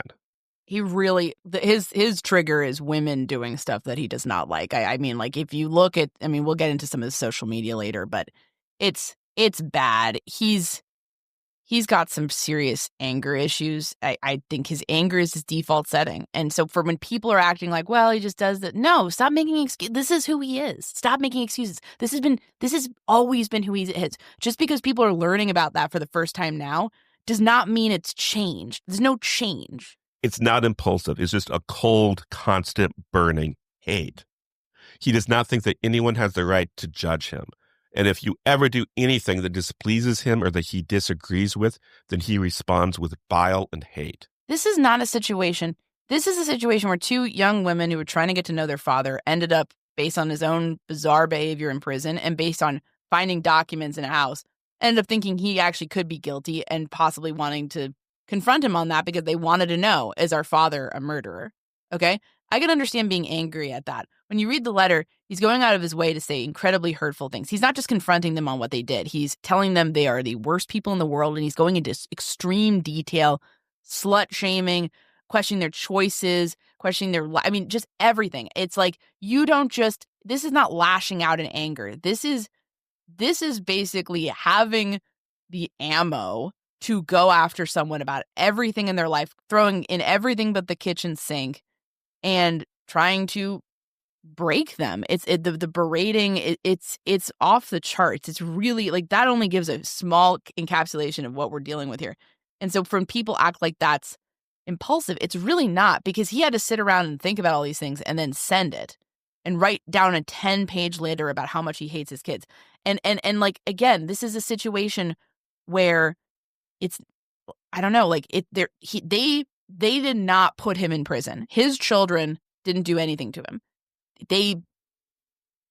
They're not the ones who put him away. They're not the ones who testified against him at this point, although they later, there was some testimony at the commutation hearing. They're just there trying to figure out who their father is. Okay? And I can understand, like, getting mad, but that's not what this is. This is like an attempt to dismantle somebody from their father. I mean, it's just, I don't know. It's chilling. Yeah, and the people who say, oh, Temujin Kensu is this peaceful man, blah, blah, blah. These are people who agree with him. But if you disagree with him, you get the bile and you get the hate. Crystal saw that firsthand. Scott Macklem, unfortunately, saw that firsthand. And now in this letter, we all see it. Is it time to open up our folder of some of the screenshots of some of their social media activities? Yeah, let's do that. I mean, this is, again, it's just, it's bad, but I think it's important to talk about. Yeah, I agree. It is very important to talk about. Where do you want to begin? Yeah, this is your rodeo. Okay, I'm going to open up some of the screenshots we have. I should mention that some of these we will read word for word, others we will only paraphrase. And the reason for that is that some of these hateful things contain the full names of some people he's harassing. Including, and cell phone numbers. And cell phone numbers. And workplaces. And so if we give the exact phrases, our concern is that Team Kensu's members will use that information to try to track some of these people down. Well, I just don't want, it's not even that. I think most people are going to be appalled by this. I just don't want to further invade these people's privacy. They've been through enough. So we're not going to perpetuate that. But we do think it's the reason we are talking about the social media output from both Temujin and Paula Kensu is because we feel like it's highly relevant to, first of all, contextualizing the ongoing terrible behavior from that camp towards people who've already been victimized. It also, I think, is important to talk about. We talk a lot about bad behavior in true crime, right? I mean, we talk about creators who are doing things that we think are wrong, or people who are getting harassed. And this very much fits into that context. This is unacceptable behavior. And for people who are, again, I sympathize and understand where people are coming from, where they're not convinced of Temujin's guilt. They acknowledge that he harmed people, but they just don't feel like he murdered Scott. That's fine. I get that. But you have to know that this is wrong and that we can possibly have conversations about guilt or innocence without resorting to this. And we hope that by exposing this and shedding a light on this, because frankly, no one that I've seen has really talked about it ever. I hope we can at least put a pause on this, because these people do not deserve this, and Paula Kensu and Temujin Kensu should not be doing this. It's wrong. It is shameful. It is shameful. And it's also, frankly, self-destructive, because one of the things that was brought out at the commutation hearing, the board was not impressed with the fact that behind bars, Temujin Kensu was still harassing people. So you would think, oh, I want to make a good impression. I want to change my ways. I'm going to stop harassing people. But he hasn't. He did. One of the things we're going to talk about is something he did yesterday. like literally yesterday, right? Yeah. So like it's June 5th. This happened yesterday. So this is not something that has gone away. This is not something that's changed over time. It's something that's ongoing and will continue to go on. And frankly, if people are going to platform individuals like Paula Kensu, they need to be asking her about this behavior directly, or the interview's worthless, because this needs to be there needs to be some accountability here. There needs to be accountability. This is absolutely shameful, and for the groups and Facebook groups that are platforming this, and for whatever media outlets are platforming her, this needs to be talked about and this needs to be addressed. Yes. The first thing I want to mention, I'm going to be vague on some of the details here. Crystal's husband is a professional man, and Temujin Kensu left a review of him on a website on Google, in which he claimed that this guy was Crystal's husband is using his power to keep Temujin Kensu imprisoned, and says some slut-shaming things about her, and it's vile that he would basically leave a fake review because he wants to try to humiliate Crystal and her husband. Yeah, this is not somebody who's in an appropriate context raising questions about Crystal's story. This is somebody who is following her husband to his business's page and leaving a vicious review talking about how he's part of the conspiracy, and talking about how, why didn't Crystal break it off with Temujin if he raped her so quickly? Like, it's disgusting, it's vile, and it's the same stalking behavior, and it's also the same harassing people around the intended victim behavior that we frankly saw that he implemented on her and Scott. So, like, par for the course. Oh, this, do you want to read this, Anya? This is something that Paula posted. Oh, sure. And that other one was from last year. Yeah. And this one, I think, is from her Facebook page or something like that. So this is from Paula Kensu. This is just unhinged. Quote, "Dear Scott Macklem, I was only 11 years old when you were murdered. I never knew you, but I knew your name. I knew you went to Cross Lex, where I later graduated from. I think of you every day now. Who murdered you? Does your own family think of you as much as I do? Why don't they care about the truth? It's so obvious to outsiders that my husband is wrongfully convicted. I wish you could tell me, how can we hold the real murderers responsible?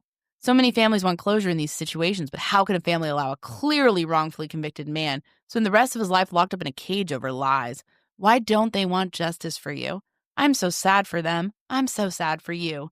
For anybody else reading this, remember, there's a $50,000 reward for information that leads to the conviction of the real killer of Scott Macklem. There are still people who want justice for you, even if your own family doesn't. Rest in peace, Scott, but I know you probably aren't." What do you say about that?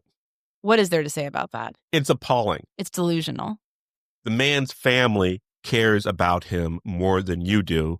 You married his killer. Yeah, you don't care. This is just some bizarre fixation. Don't wrap yourself in the good name of Scott Macklem. Oh yeah, and when I was alluding to someone who was doing this, I'm talking about Paula Kensu. This is her MO. This is what she does. She drags the name of Scott Macklem out there and acts like she's speaking for him, while also trashing him, as we will see in some of these comments. It's disgusting. It's absolutely disgusting. Anybody who is like this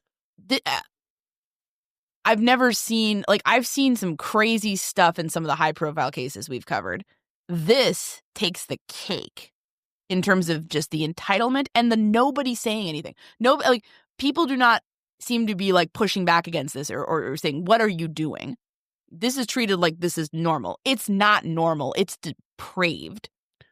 Paula also left a message on the Facebook page of a business that Crystal's husband is associated with, that is full of her message is full of misinformation about the case, and demanding that this person acknowledge her husband's alleged wrongful conviction.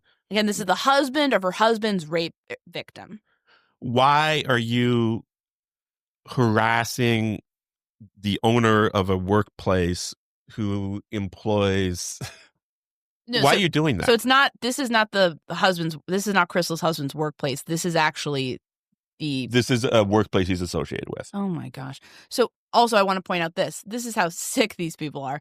So she not only posts this, but she also posts this like poorly made graphic that she designed, I guess, which has a photo of Crystal and her now husband in it. What purpose does that serve? If not to try to shame and identify these people and encourage her, whatever followers she has to do the same, or to put them in fear for their lives. Read this next one. So this is Paula Kensu again. Oh, gosh. Quote, there will be political and reputational risks to anybody standing in the way of my husband's freedom. I'll be blasting this on LinkedIn tomorrow, tagging all the relevant groups and associations. IDGAF, who you are. I'm fighting for my husband's life and freedom. So this is what these people do. They make threats to try to control you. If you tell the truth, if you say something I don't like, there's going to be a risk to you. And this keeps people silent. We will talk later in the program about how we were threatened by them. This is their modus operandi. We've heard from people in our inbox, people kind of coming in and saying, several people, indicating that they don't want to cover this case because they don't want to be threatened by Temujin and Paula. We've also heard from people saying they don't want to even post about it on Facebook groups because they know that these two lurk in a lot of the true crime Facebook groups and they don't want to be added to their list. I mean, when you're creating a situation where people are responding out of fear, and these people aren't concerned that they're going to get yelled at or told they're wrong. They're concerned that they're going to be like doxxed or have Paula Kensu write their workplaces. I mean, it's these people take it in real life and they think they're justified in doing all of that. They think they're in the right here. It's indefensible. People who are associated with them really need to call them out on this bizarre behavior. Here's another screenshot where she's doing the same thing. Sending one of these bizarre messages to people associated with one of the workplaces of Crystal's husband. This is online stalking and harassment. I mean, they're following these people around from thing to thing. This is not a situation where we have Crystal or her now husband posting about the case and saying, hey, this guy's guilty. Okay, they're just living their lives, doing their jobs. And this woman is following, again, her husband's rape victim, whose father of the child he killed. She's following her around and posting things to try to harm her family. Yeah, and remember, their own investigator says Crystal did not lie on the stand. So that means their own investigator believes that Crystal is a rape victim of Temujin Kensu. Why don't you read this next one? I think this is on Twitter or X or whatever. Dear Scott Macklem, I'm sorry your own family is so concerned over their reputation they don't want people to know the truth, that you died over your drug dealing, and that's why they aren't looking for your real killer. I'm sorry for them. I'm sorry for you. Rest in peace. Again, that was from Paula, and again, they are smearing the name of Scott Macklem, and we've seen the level of evidence they have for that, which is nil. I'm just so disgusted with this because, like, there's, again, I'm trying to, like, my brain, the way I work is I try to, like, rationalize things for people or try to, like, make it slightly better for them. All she had to do was just say, I disagree with them. I don't think they really have gotten justice and closure, and I want to help do that. Like, but the taunting, the smearing, she loves Scott more than they do. What is wrong with her? I mean, like, what compels a person to think this is okay? I don't understand. It's antisocial nonsense. She's like, this is unhinged, and nobody in her life, I guess, cares enough about her to take her aside and say, hey, you're coming off like a lunatic and you need to stop. I mean, that's what's chilling about it, because I think if most people started doing this, somebody would take you aside and say, no, you're going about this the wrong way. Maybe your intentions are coming from an okay place, but this is not it. If those conversations have happened, they've not taken root here. This next one's going to be one we're going to paraphrase. In this one, Paula is writing about she has some sort of scheme which she believes will help her cause, and she wants people to encourage Crystal and her husband to take part in this scheme, and she gives the phone numbers for both of them. So she is literally giving out Crystal's phone number and encouraging people to call her. And Crystal's husband's phone number, it looks Yes, like. to basically harass them. Harass them into taking, I mean, can I say this? Taking a polygraph in order to, I guess, expose the lies they told about Temujin. And this is where it gets wild. Because, like, their own investigator is saying Crystal didn't perjure herself, or he has no evidence that Crystal perjured herself. Okay, which is the same thing here. So she testified to the rape. She testified to the abuse. If you really wanted to stretch and say, okay, well, I still think he's innocent, why I still believe her, you could say that all of that is true, but Scott just had some mysterious enemies that no one else knew about and no one can name, and they're just kind of hovering in the background, and they did this, and just Temujin got unlucky because he happened to be doing all of these awful things at the time. He's not the real killer. Fine. But then why is it necessary for Paula to do this to Crystal and her family? It's not.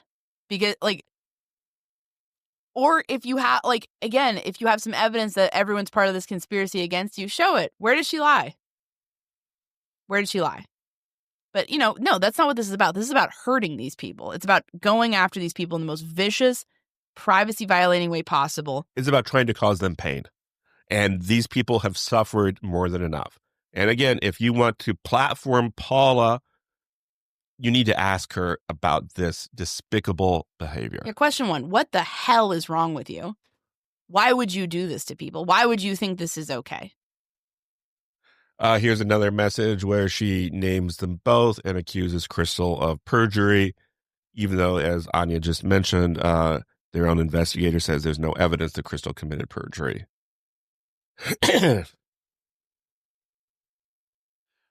Here's something from Temujin.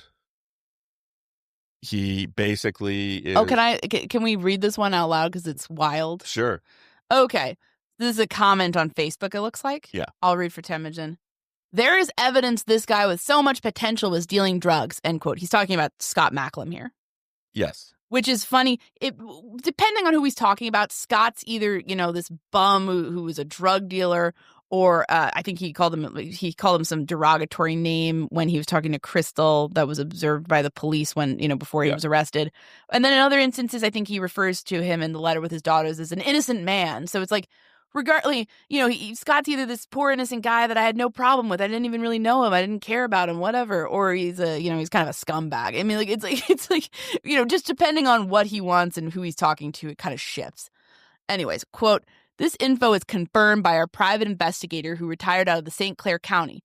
Our investigator just interviewed a professor from the college who had Scott as a student who told his instructor that 2 men had been harassing him for weeks. Temujin lived in the UP months before the murder, so are you suggesting Temujin drove over 400 miles in his broke-down beater car multiple times to harass this guy over an ex-girlfriend that he moved to the UP to get away from? He moved on with his life. There are more than a dozen witnesses placing him in the UP a few hours before, during, and after the murder.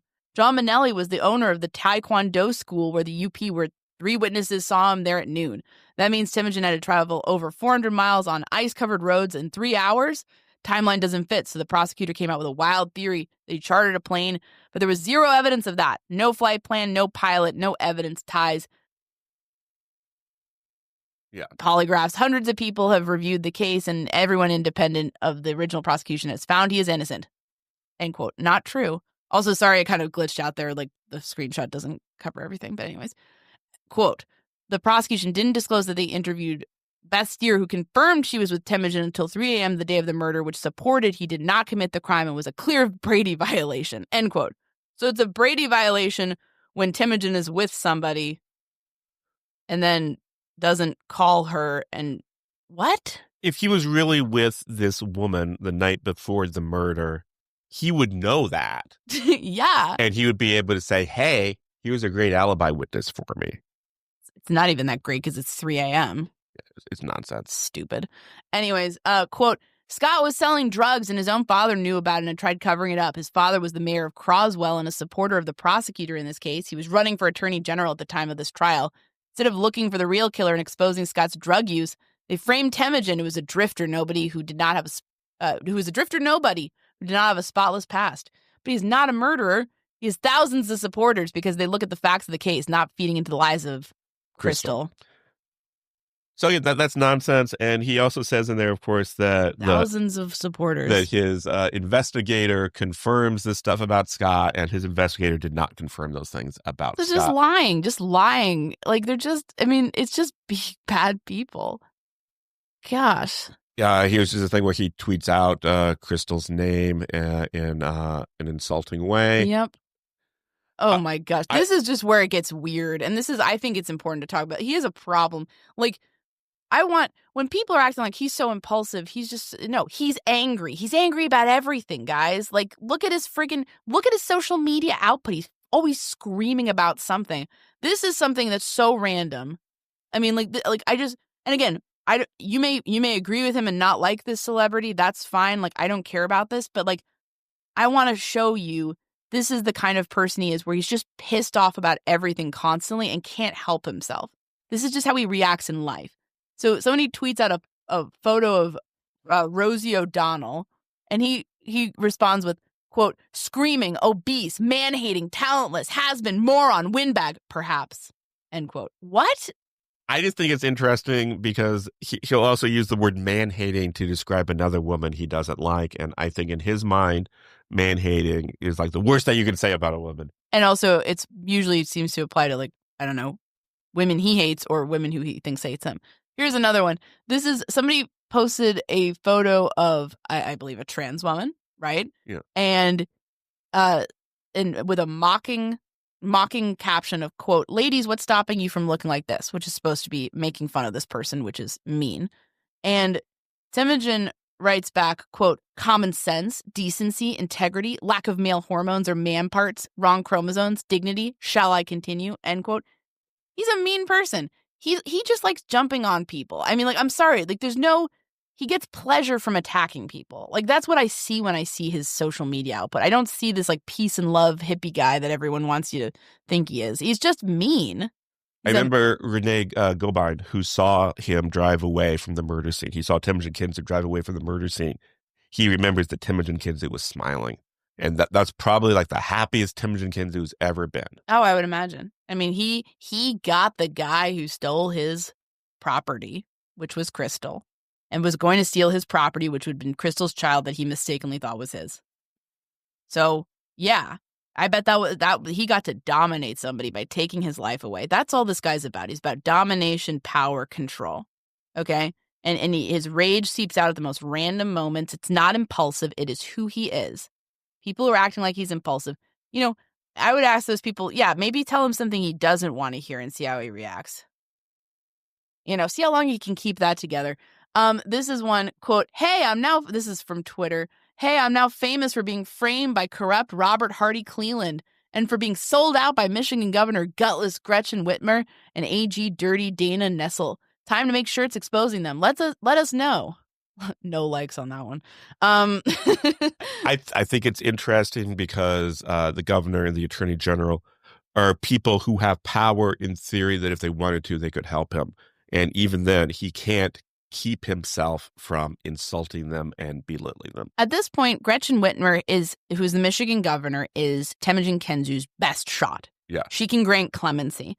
And that would be a way of him getting out, right? He's really not gotten anywhere with the courts. But instead of trying to work to establish something there, he slams her constantly because she hasn't done it quickly enough for him. And I think it's because he has a problem with a woman being in charge of his fate. I think he has a real problem with that. And before we get all political, Gretchen Whitmer is a Democrat. And I believe Nessel is also a Democrat. But let me be very, very clear with something. This is a bipartisan effort to keep this guy in prison, okay? The original prosecution team, that was a Republican, okay?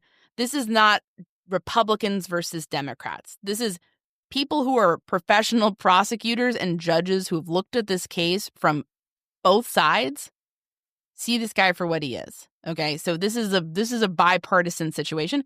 And Temujin has gotten bipartisan support. I mean, I believe there's been some Michigan Democrats who've come in and said that, they thought he was innocent because I guess they read like the Wikipedia page or whatever. I think, so I mean, like, it's, if you don't like Whitmer or whatever, just know that this is not, he says he's a political prisoner in his own mind because he overinflates his own importance in life and society. And thinks he's like the leader of this amazing new faith and whatnot. So, I mean, this really truly isn't a politicized crime at all. I just want to be clear about that because everything's so polarized and so political now. I see people be like, well, this person I don't like says this, so I'm going to think the opposite. In this case, Republicans and Democrats working together have been in lockstep on this and also have been responsible for giving him some support. So I don't really know why he's so political because you'd think it would benefit him to be bipartisan. But as we see, like, he just doesn't care. He just does what he wants. Here's another tweet. Governor Gutless Gretchen, a.k.a. Big Goof, and our most corrupt attorney general ever, Dirty Dana, a.k.a. Dana the Drunk. It's all he can do is just insult people. And if people don't see things the way he does, it's because they are corrupt. Yep. It's not like his job or anything to convince them or anything. It's like, no, they should just immediately gravitate and flock towards him. And if they don't, then they're evil. And that's what we heard from the commutation hearing. That's what he was being criticized for the board. Like, everyone who doesn't do what you want is evil and is part of the corruption. And he's just like, yeah, but that is how he operates. He referenced the horrendous situation in MDOC, which is now completely dominated by a cadre of incompetent, bumbling, man-hating women like Dirty Dana Nestle's AG office and her phony conviction no integrity unit. Why do you need to know that they're women? Yeah, I don't know. Why can't they just be incompetent bumblers? It's interesting. You know, but I don't know. I'm getting the sense from all the rapes and beatings and rhetoric that he doesn't like women that much. I think this next one may be Anya's favorite. I remember when you read this one. Oh my God. I love this one. You laughed out loud. I think I just started cackling because it's so insane. This is from August of last year. It's insane. And I want people, if you do listen to the letter, he makes a statement at one point saying that he doesn't claim he has thousands of followers. He's like trying to couch it as something else. But when you listen, if you do listen to that, if you do get through that, remember this tweet. This was recently. This was, I think, in August. And I want to be clear. I mean, we don't like we Kevin and I are people. We have political opinions, but I don't really like to get too much into direct politics on this show because I just don't feel like that's what we're doing here. But this is not in any way, shape, or form any statement about either political party. It's just more of tells you something about the way Kensu sees himself. So just keep that in mind. So this is what he tweeted. Quote, in 2020, Donald Trump supposedly lost Michigan by less than 13,000 votes. Innocent Temujin Kensu has way more supporters than that in Michigan, over 100,000 by our last count, to include both independents and Democrats who have all sworn to vote for Trump or Stein or Kennedy because of the corruption in Temujin Kensu case and the refusal of Michigan AG Dirty Dana Nessel, Governor Gretchen Gutless Whitmer, as well as U.S. AG Merrick Garland, to do anything about this travesty of justice. Can Kamala afford to lose all those votes in our swing state? When Trump wins, they'll have only themselves to blame.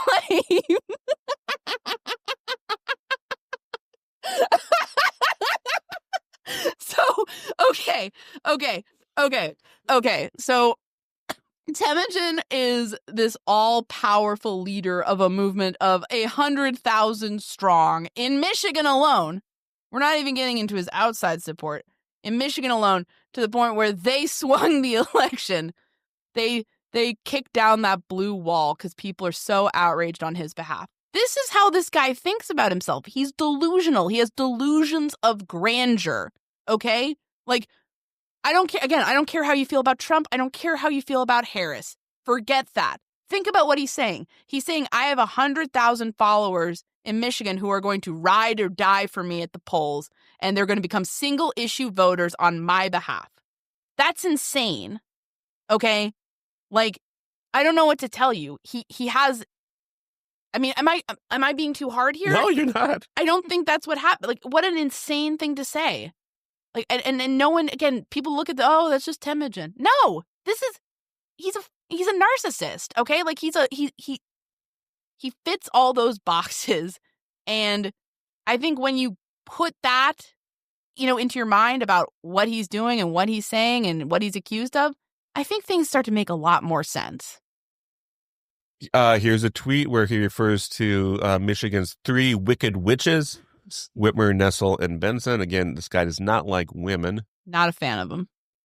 I thought this was interesting. Again, this touches on politics just a little bit. maybe you agree with his assessment of this particular politician as someone you don't admire. I was just surprised by the venom and extreme anger that this politician inspired in him. This is vice presidential nominee Tim Walz. You want to read it?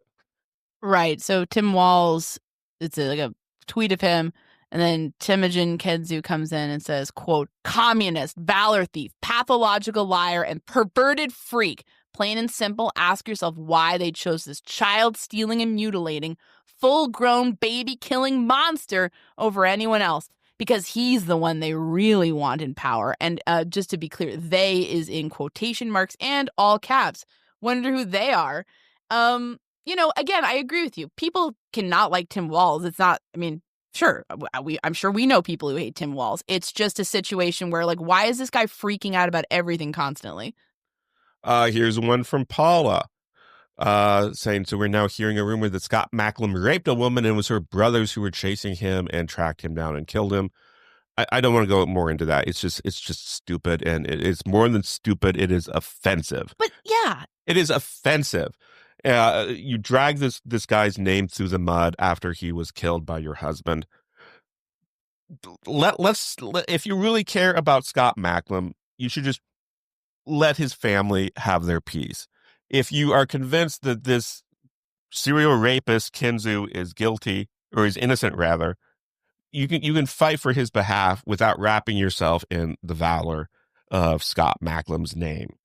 And I would hope, not only would I hope that people, if they interview Mrs. Kensu or Temujin, if they ask them about these attacks, I would also hope that people would not spread these rumors about Scott unless you actually have real solid evidence. Which nobody does.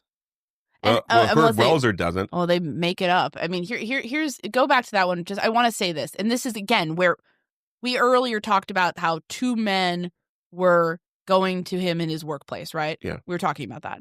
She cites that incident here. She cites that as if it's not her own husband and another dude that we don't know who that is. It was the brothers of the rape victim. Yeah, no, we know who that is. You are just lying. Or you don't understand the case to the point where you will just take whatever the defense attorneys tell you, or whatever innocence clinic is working on his behalf to put out this nonsense. It's nonsense. So, like, what she's doing is morally reprehensible, but she's also just plain wrong.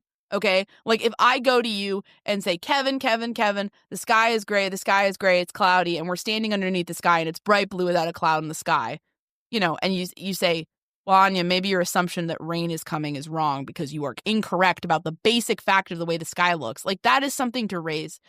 It's hard for people to change their minds. We have the anchoring bias. People, hear this sob story about this cool dude who just too many chicks were after him, and then they all lied, and then he went to prison, and oh man, but he couldn't have flown a plane. and then you look, like, I get that. It's compelling. You want to buy that. You want to support the wrongfully convicted. That all comes from a very good place. Look at the facts and stop spreading misinformation if you really think that, because ultimately you're just making the discourse worse, and it's also just not putting out accuracies. And you are injuring the people that Scott Macklem loved most in this world. Yes, like, you literally are. And, like, again, like, I'm of the opinion you should be able to, it's hard. You're never going to most of the time, you're not going to make a victim's family happy by doing sort of an innocent, wrongful conviction style thing. And that's okay. You should still be able to do it. But get the facts right. Don't be putting out nonsense. Here's something from Temujin where he basically suggests that Crystal, who, again, he gives her full name, including her married name, is mentally ill. He posts a meme, toxic women destroy good men too, but we barely talk about that. I kind of feel like we talk about that a lot, and, and as we should, but also saying that Crystal destroyed him, after what he did to her, she testified against him, and no one's been able to point to where she's lying to us. So I don't know what he's talking about. His own investigator says that she did not commit perjury. Yeah.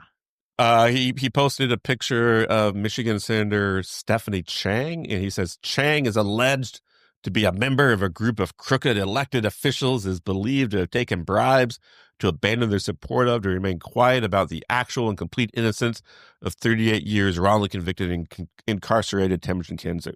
So again, a sense of grandeur, because he imagines that people are getting huge payoffs to keep quiet about his case. Nah, I think they'll do that for free because they think you're guilty, dude, and they think that you killed a guy, and they think you're, continue. I think this is one of those people where I'm like, yeah, he would continue to hurt people if he got out. There's no question. There's other people where I'm like, they may never offend again. I think they're guilty, but if they got out, I don't think they're necessarily going to hurt anybody. He's not one of them. He would absolutely, the rage this guy feels, the amount of entitlement, the amount of anger towards people who stood up to him, he would absolutely hurt people. It's not a question of if, it would be a question of when.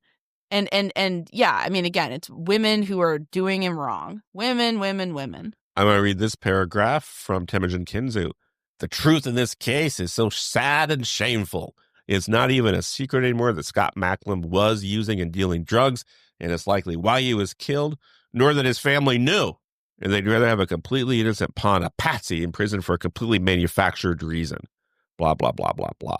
The ridiculous jealous ninja story, which has become a joke in every circle.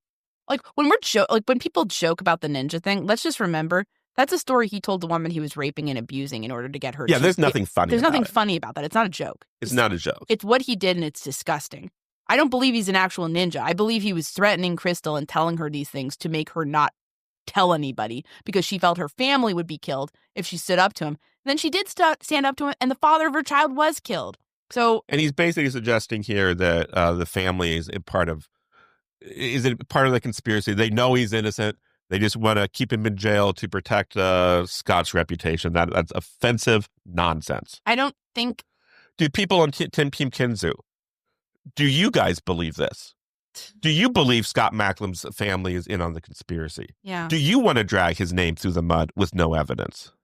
Or incredibly weak, quote unquote, evidence. Okay. The last thing is we're going to talk about it in a minute. Oh my gosh. What should we save this for after we talk about? Because this comes after our situation. Well, actually, before we get to our situation, I just wanted to say something else. As we've stressed, there's no evidence that Crystal committed perjury. Their own investigator says that. Their own investigator says no evidence Scott Macklem committed rape or was involved with drugs. Paula Kensu still, though, has repeatedly posted Crystal's full name, the name of the child she had by Scott. She's even given the name of the child that Crystal had by Scott. Why on earth would you do that? She's posted Crystal's phone number. Posting this sort of information about a rape victim and their family is disgusting. It is an open invitation to harass a person who's already endured hell at the hands of this man. It is reprehensible. As we said earlier, we did reach out to Paula Kensu and her husband Temujin a little over a month ago before we started airing programs, and we wanted to not ambush them. So we mentioned that we would be discussing elements of her online activities that troubled us. Basically what you've just heard. Here is how Paula Kensu replied to us, quote, "As far as your concerns for my advocacy, I'd simply say that my husband, who is completely innocent of this crime, is strip searched daily. So if he can be violated like that, then as far as I'm concerned, nothing is off limits. Because anything I say or do on social media doesn't compare to the humiliation he is subjected to," end quote. So according to Paula Kensu, nothing is off limits. Not making up stories about dead men and rape victims, not publicizing the contact information of a rape victim, and not whatever worst thing she can think of to do next. Nothing is off limits. And I really want to highlight this point because we think it is something that people not only deserve to know, but they need to know. If you support the Kensus, then this is the sort of harassing behavior you are supporting. They are bad people. They're terrible people. I mean, there's no, I try to look at things from as many lenses as possible. I could see making a singular post or two that you regret, that are wrong and done out of anger, done out of true impulsive anger. I can understand that. That's a mistake. And I'm not going to necessarily write somebody off because they did that. As long as they see, oh my gosh, that was too far, I apologize. That's not, we have defiance here. We have somebody who, this is what they're going to do. This is how they see the world. It is nothing is off limits. Nothing is all off limits. The ends justify all means. Zero-sum game. I need to destroy these people, even though it actively undermines, the case. So, like, that's who we're dealing with. And yeah, they are bad people. That's a bad thing to do. And if people, again, this was not publicly known before. I think we're the first people to actually talk about this. Although, again, it's all happening on social media. You can look it up yourself. This is a situation where if people continue to platform both of them and do not ask about this, then that's just PR. That's Temujin PR. Like, you have to ask about this. You have to get some kind of explanation of what's going on here. And frankly, given how easily she tracks in falsehoods and just character assassination, maybe she's not somebody who really should be looked to as a person who's worth talking to at all. I don't think she is. I think she's just going to say whatever is going to hurt people. I don't think she's actually concerned about the truth. I don't think she gives a damn about Scott Macklem or his family. I think she just wants to win, and winning for her is her husband that she met while he was incarcerated and has never had to deal with in real life, has never had to be alone in their house with, unlike these other women he's been with. She wants him out. And, all I can say is I think it probably wouldn't end up so well for anybody, including her, if he was let out. Based on the amount of anger and just vile stuff coming from him, I think it's very easy to support this guy when you're doing everything that he wants and making him happy. And I think the second somebody does something that he's not happy with, he lashes out. Not because he's impulsive, but because he thinks he is the only important person in the universe and that people owe him that respect. And when he perceives that he's not getting that, that's unacceptable to him. He's a predator. Yes. And this is what she's supporting. And if she wants to do that, fine. But don't attack these people. Do not attack the woman that this man raped. Nothing is off limits, Anya. How are we in this position where it's like, this even has to be said? And also, I want to tell you, I've seen people do advocacy for people they feel are innocent of crimes they've been convicted of. I've seen some bad behavior in that space, but mostly I see just kind of what you'd expect, normal behavior. And those people might sometimes put out narratives or whatever that I totally disagree with and I think are wrong, but I'm not going to besmirch their right to do advocacy, and I'm going to at least appreciate that they're not coming from it from a bad place. This is coming from a bad place. Okay, this is sick. And it's also, if anyone wants to say, well, this is what advocacy is, you have to be really hardcore. No, it's not. That's disparaging to anybody who's doing this advocacy in a respectful, non whatever this is way. Like, let's not besmirch people who do innocence advocacy while we're trying to defend Paula here, because I imagine people will try to defend her. I don't know why, but they will. Oh, it's just the Kensus. They're just kind of wacky. No, this is unacceptable. They're not toddlers. They're not like the poorly behaved toddlers in a store who you can make excuses for. They're adults who are choosing to hurt other people, and they deserve to be held accountable. And frankly, this is where I appreciate people who at least, I've heard from people, well, I think he's innocent, but man, this is really bad. And I appreciate people who are willing to condemn this, because it's not right regardless. And as we've said, it doesn't even benefit him. I mean, it makes him look horrible. I mean, it makes him look like the person we believe him to be. But if you believe he's innocent, then you have to just be grinding your teeth here and saying, oh my gosh, why is he doing this? This looks so bad. Read Temujin Kensu replied to our reporting the other day. Do you want to read it? Yes. Temujin Kensu is feeling excited. Since the advent of reality TV, there have always been those who appealed only to the worst and the basest instincts. Tragically, in crime podcasting, it's no different. Recently, a program unworthy of name and likened by many as a cheap and pathetic cross between Howard Stern and Jerry Springer has come crawling up from the muck and mire of slimy journalism. lamely attempting to pass themselves off as true crime. They're really just true morons who've now relegated themselves to the trash heap of nobodies by obsessively attacking the undeniable innocence of Temujin Kensu on the behalf of others, not with any in-depth analysis of the truth and facts of the case, but instead with the most simplistic and cowardly of means, regurgitation of tired lies, deceit, meaningless character attacks from those with no character, childish allegations and insults, and nothing of substance. The exact same illegal and vile techniques used to frame him, showing how they care nothing about justice or injustice.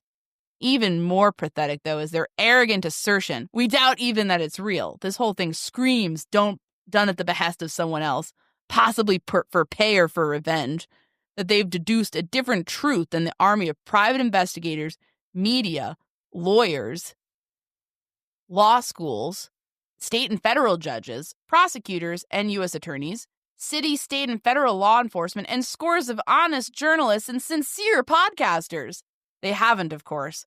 All they've done is prove their ignorance and willingness to deceive their own fans by doing something stupid, petty, sick, shameless, and disgusting, and in doing so, sealed their outhouse rep in this criminal justice community. But worse than this, by their open dishonesty, deception, slander, libel, and obvious collusion with others for twisted purpose, to include trying to hinder the release of an innocent man, while caring nothing for real justice and accountability. They've also assured they're going to be sued into virtual nothingness. So we also then have a comment from Temujin following up on this insight. Quote, I can already hear them crying and revving up the slander machine. Of course, the cowards never spoke to any of us or Temujin. Typical, end quote. And then there's, some random stuff about Ron Goldman. I don't know. Who knows? Before we talk about this, I just want to say the first thing that jumps out at me about this is, boy, is this not a very intelligent man. No, not at all. In the commutation hearing and elsewhere, sometimes people say, oh, yeah, you're smart. He's not smart. No, he's not. Some people, they've heard like different words and they try to string them together and maybe it gives the appearance of being smart. This is not a smart man. This is not a smart man. And even if you use big words like the clothing of the smart man, it doesn't fool anybody. If I went to the sporting goods store and bought like a football uniform, you wouldn't look at me and say, oh, Kevin's a professional athlete now. And it's the same thing. This is not a smart man. Secondly, they're lying because, as we've mentioned, we did reach out to them. Well, I think we can get into that. Let's look at the substance first, though. Okay. To me, a hip reference, Howard Stern and Jerry Springer. But, I mean, I guess I'm like, I don't expect people, if we disagree with them, especially in this case, in fairness, I don't expect them to be happy about us or celebrate us or be like, thanks for that. Yeah, we said he's guilty. You could understand being mad. But it's one thing to be like, I'm disappointed and they didn't really get my side of it and they made the wrong conclusion. Like there's a way to thread that needle and kind of sound like a sane, normal person. And this is not it, obviously. Also, I think it's funny. He always does these lists of, adjectives that are bad, but he also does these lists of like the army of private investigators, media, lawyers, law school. Yeah, people that, are either have a reason to look the other way at some of your behavior and some of the inconvenient facts. And then journalists who, don't bring up any of this stuff either. So like, yeah, you do have people behind you, but it's not really rooted in reality.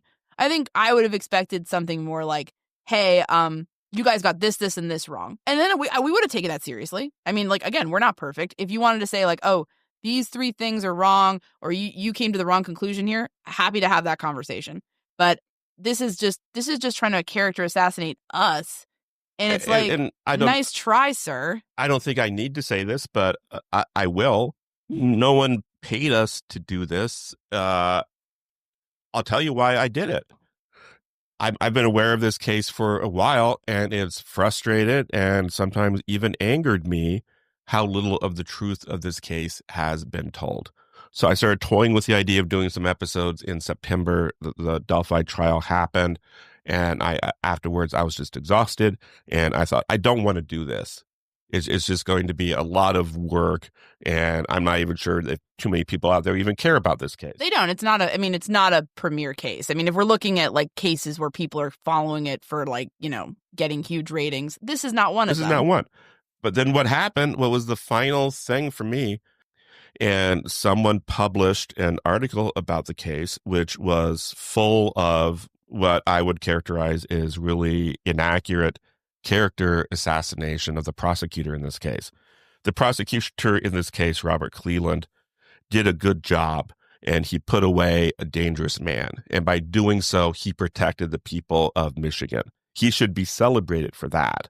And the idea that people are making up things about him and saying he's a bad actor and all of that, it upset me. And I'd just been through all of this stuff in Delphi, where the good people of Delphi, Indiana, were being repeatedly smeared by conspiracy theorists. And I saw how that affected them. And it just occurred to me, no one else is going to stand up for the people who did right in this case. So I guess it's up to us. Yeah. So that's why I did it. No one paid me. No one paid us. I mean, also, it's just like, it's the typical, these people, it happened in Delphi too. It's going to happen in Idaho. Mark my words. If you're not saying what they agree with, you can't just be wrong. You can't just be someone they disagree with. You have to be part of the conspiracy, the whole conspiracy against them. And it's like, you're not even mature or willing enough to like engage with ideas or like areas where you guys are putting stuff out that's wrong. By they, I mean the Kensus themselves. So like, how can we take this seriously? Like, we can't. If you want to be unhappy with us and say you got this wrong or you went too far here, again, we're willing. We are more.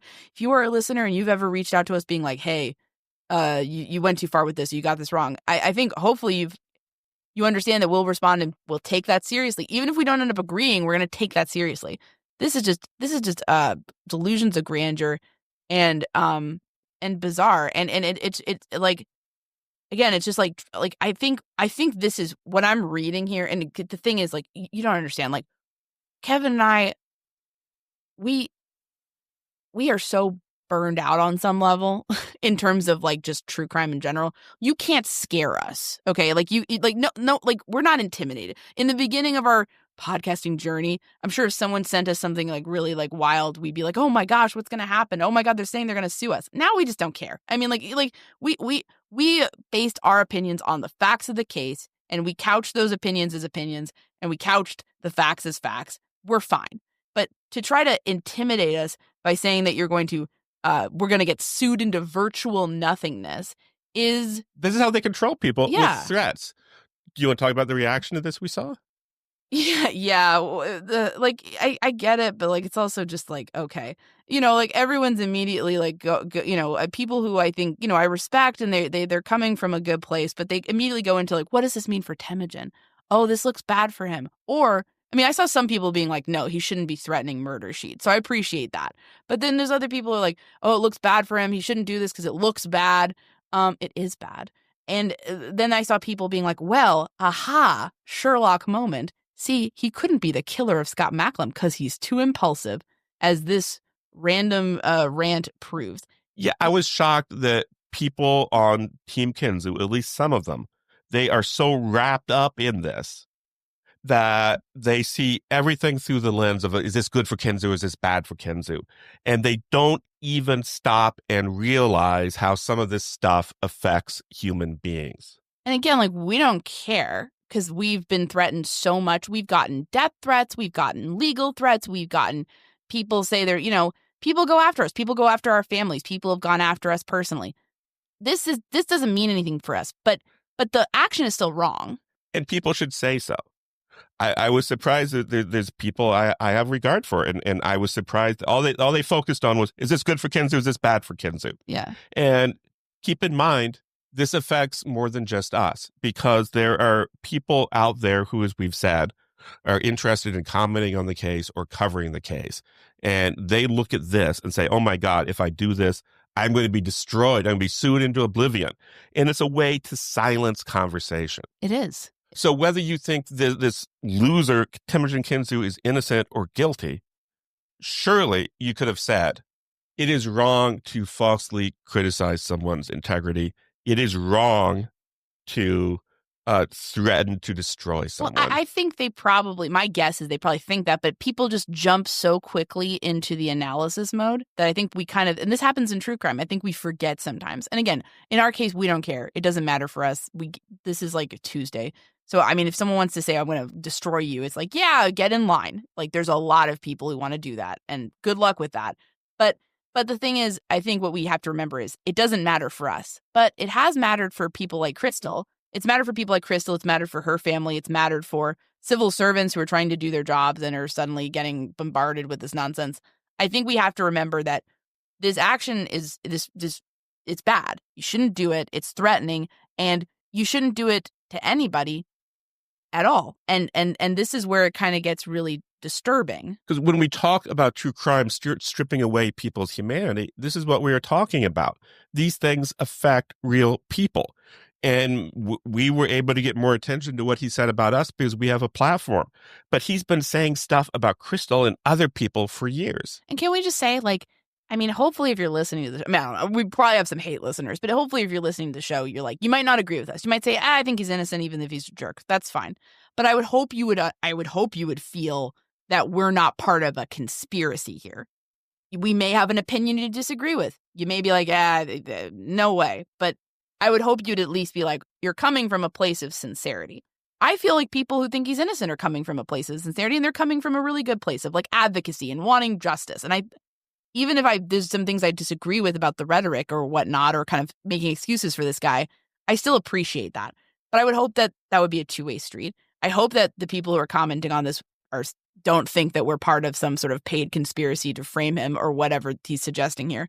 But, like, I hope that is the case. I mean, I would hope that over and above what something means for your man, Temujin Kensu, you would be able to say, this is wrong.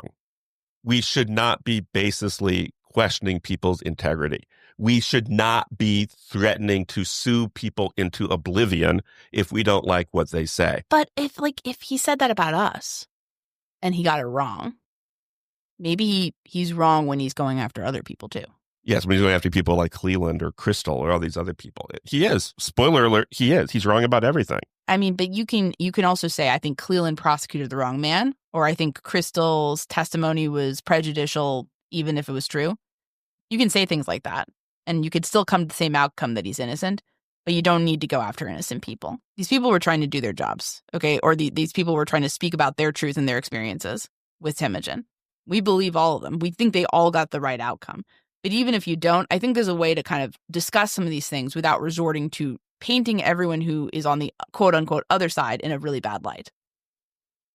Because I don't think that's necessary, and I also don't think that's really helpful towards getting towards the truth, because there's not really anything to support it other than the outcome is something that people don't like. The outcome that, he's convicted and he's sent away and no one's redoing the case. But perhaps the outcome is the way it is because that's what the truth is and that's what the case supports, and that's it. Maybe that has to be something that we have to accept, even if you don't agree with it. I think for so long this has been portrayed as a case where it's like, how could this happen? And it's been portrayed as this sort of like unending shame for Michigan, and it's just not. Even if you would disagree with the outcome, I think you can see where they were coming from, where the jury was coming from, and where the courts are coming from, where they're like, none of this rises to the level of requiring a new trial. So I think it's really important to be realistic and to have realistic views of others as people who are capable of making mistakes, but aren't necessarily part of some vast conspiracy theory to frame one guy because they don't like his, I don't know, he seems to think he's like leading a movement or something. Which is also kind of ludicrous. But, again, like, I just don't, I think I think we need to just be a little more realistic. But I think also, again, like, if you know us, we're not part of some conspiracy. Sad that we have to say that, but but at the same time, like, maybe the others aren't too. Because I don't think he really engaged with our work. I think he was upset that we said he was where he belonged, and we brought out some bad stuff about his past. But if he's, like, I've seen things where people are like, well, he acknowledges he wasn't the best person. Well, then he should go into detail about why that is and not freak out when someone brings it up. If he's saying, yeah, I was raping and beating some women, but I didn't kill this guy. Okay, fine. We can have that conversation. But then you can't be mad when people are pointing out that you would have had a motive to kill Scott based on the relationship with Crystal. Yeah. So, like, this guy doesn't want conversation. He wants Paula and him, they want everybody to be in lockstep to support him. And they don't want people. I don't think they really want people to be saying, well, I think continues to be a bad and problematic person, but is innocent. I think they want people to think he's a terrific, swell guy. Which he obviously is not. And again, people need to denounce the baseless attack and the threat, not so much just for us as for other people who might be interested in talking about this. You don't need to. I'm going to say, I don't care about you denouncing it for us. What I love, okay, we should note this. This post came down. This post was deleted. Yeah. Temujin seems to have some sort of unofficial PR team giving him and Paula advice on how to do things. I don't know why people would want to be in that role, but they are. And so one thing they did was take this post down. And they didn't do it for us because we didn't ask for it. I don't give a damn. Leave it up. This guy, he's not very smart. He's a thug. He's weak and powerless. I don't care. Say what you want about me. If you guys actually have power over him, if you actually have influence over Temujin Kensu, here's what you do. You tell him to go through his Facebook and Twitter feed and delete all of the terrible attacks on Crystal and the Macklems. Make that go away. And apologize for it. Apologize for it and get Temujin and his wife to stop it. If you have influence over this man, do that. And if he wants to get out his raging anger on anyone, he can post about us anytime. We can be his punching bag. I volunteer, okay? Like, I volunteer us. Go after us. Don't go after all these other people, okay? If you want to freak out and say we're the Howard Stern and Jerry Springer of true crime, fine. It doesn't affect us negatively. We don't care. I enjoy the 1990s. I think it's funny. I think his old references are amusing. So I think, and maybe eventually he'll get around to actually saying what his specific issue is and we can have a productive conversation. So I love that. Have a dialogue. Go after us. Take down all the stuff about Crystal and her husband and stop this madness. But please, like, don't intervene on our behalf. I appreciate that maybe people felt they were helping us. But I don't think they did. I'll be honest with you. I think people know that people who listen to our program know we have integrity. And they know that this is a silly attack that makes him look bad. So I think he was advised to take it down for his sake, not for our sake. Because here's what's the sick thing about it. This is what was really upsetting. We saw this and we were like, okay, I guess we were waiting for this. Also, I just want to say people saying like, oh, he couldn't have done it. He was too impulsive. He waited a while. I mean, we've been covering this for a minute. He didn't immediately come out swinging. I will also say that I don't think you can say something's just an impulsive. If I suddenly started posting randomly, getting into a beef with I don't know, some random person, that might be impulsive.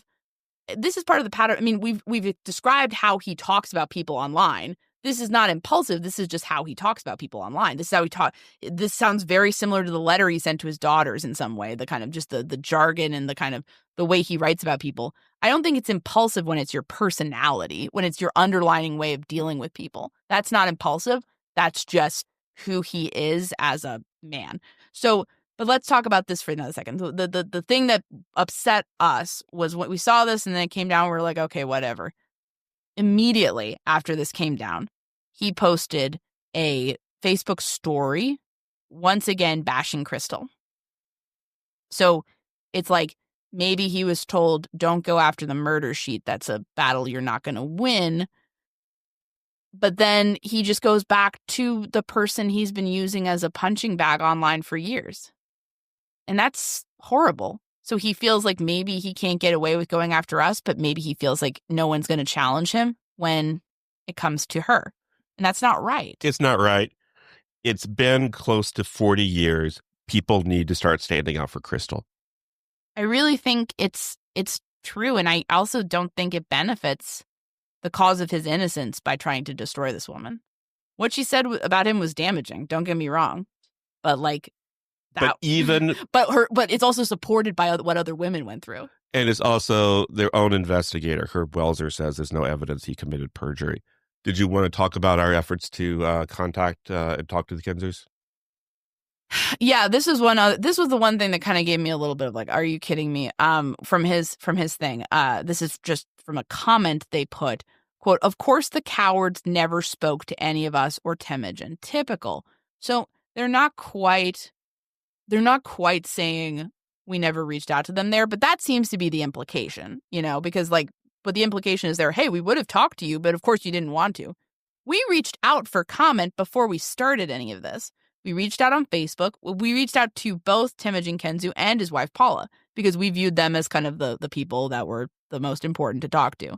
And we said, okay, I don't believe in ambushing people. I mean, I guess there would be certain instances where you got to hit someone with a hard question or whatever. But I mean, at this point, we'd read the transcripts and we were fairly convinced that he was guilty.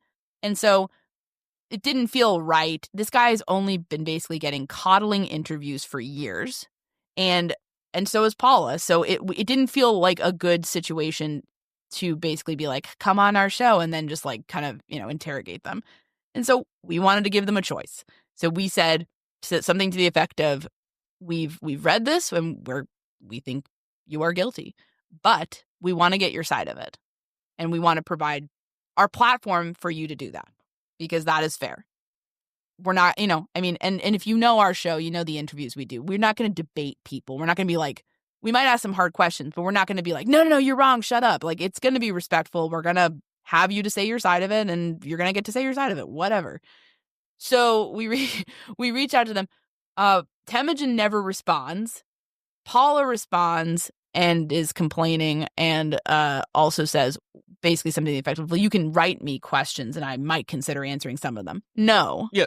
Yeah, no. We declined to do that because no. We dictate the terms of the interview, not the subject.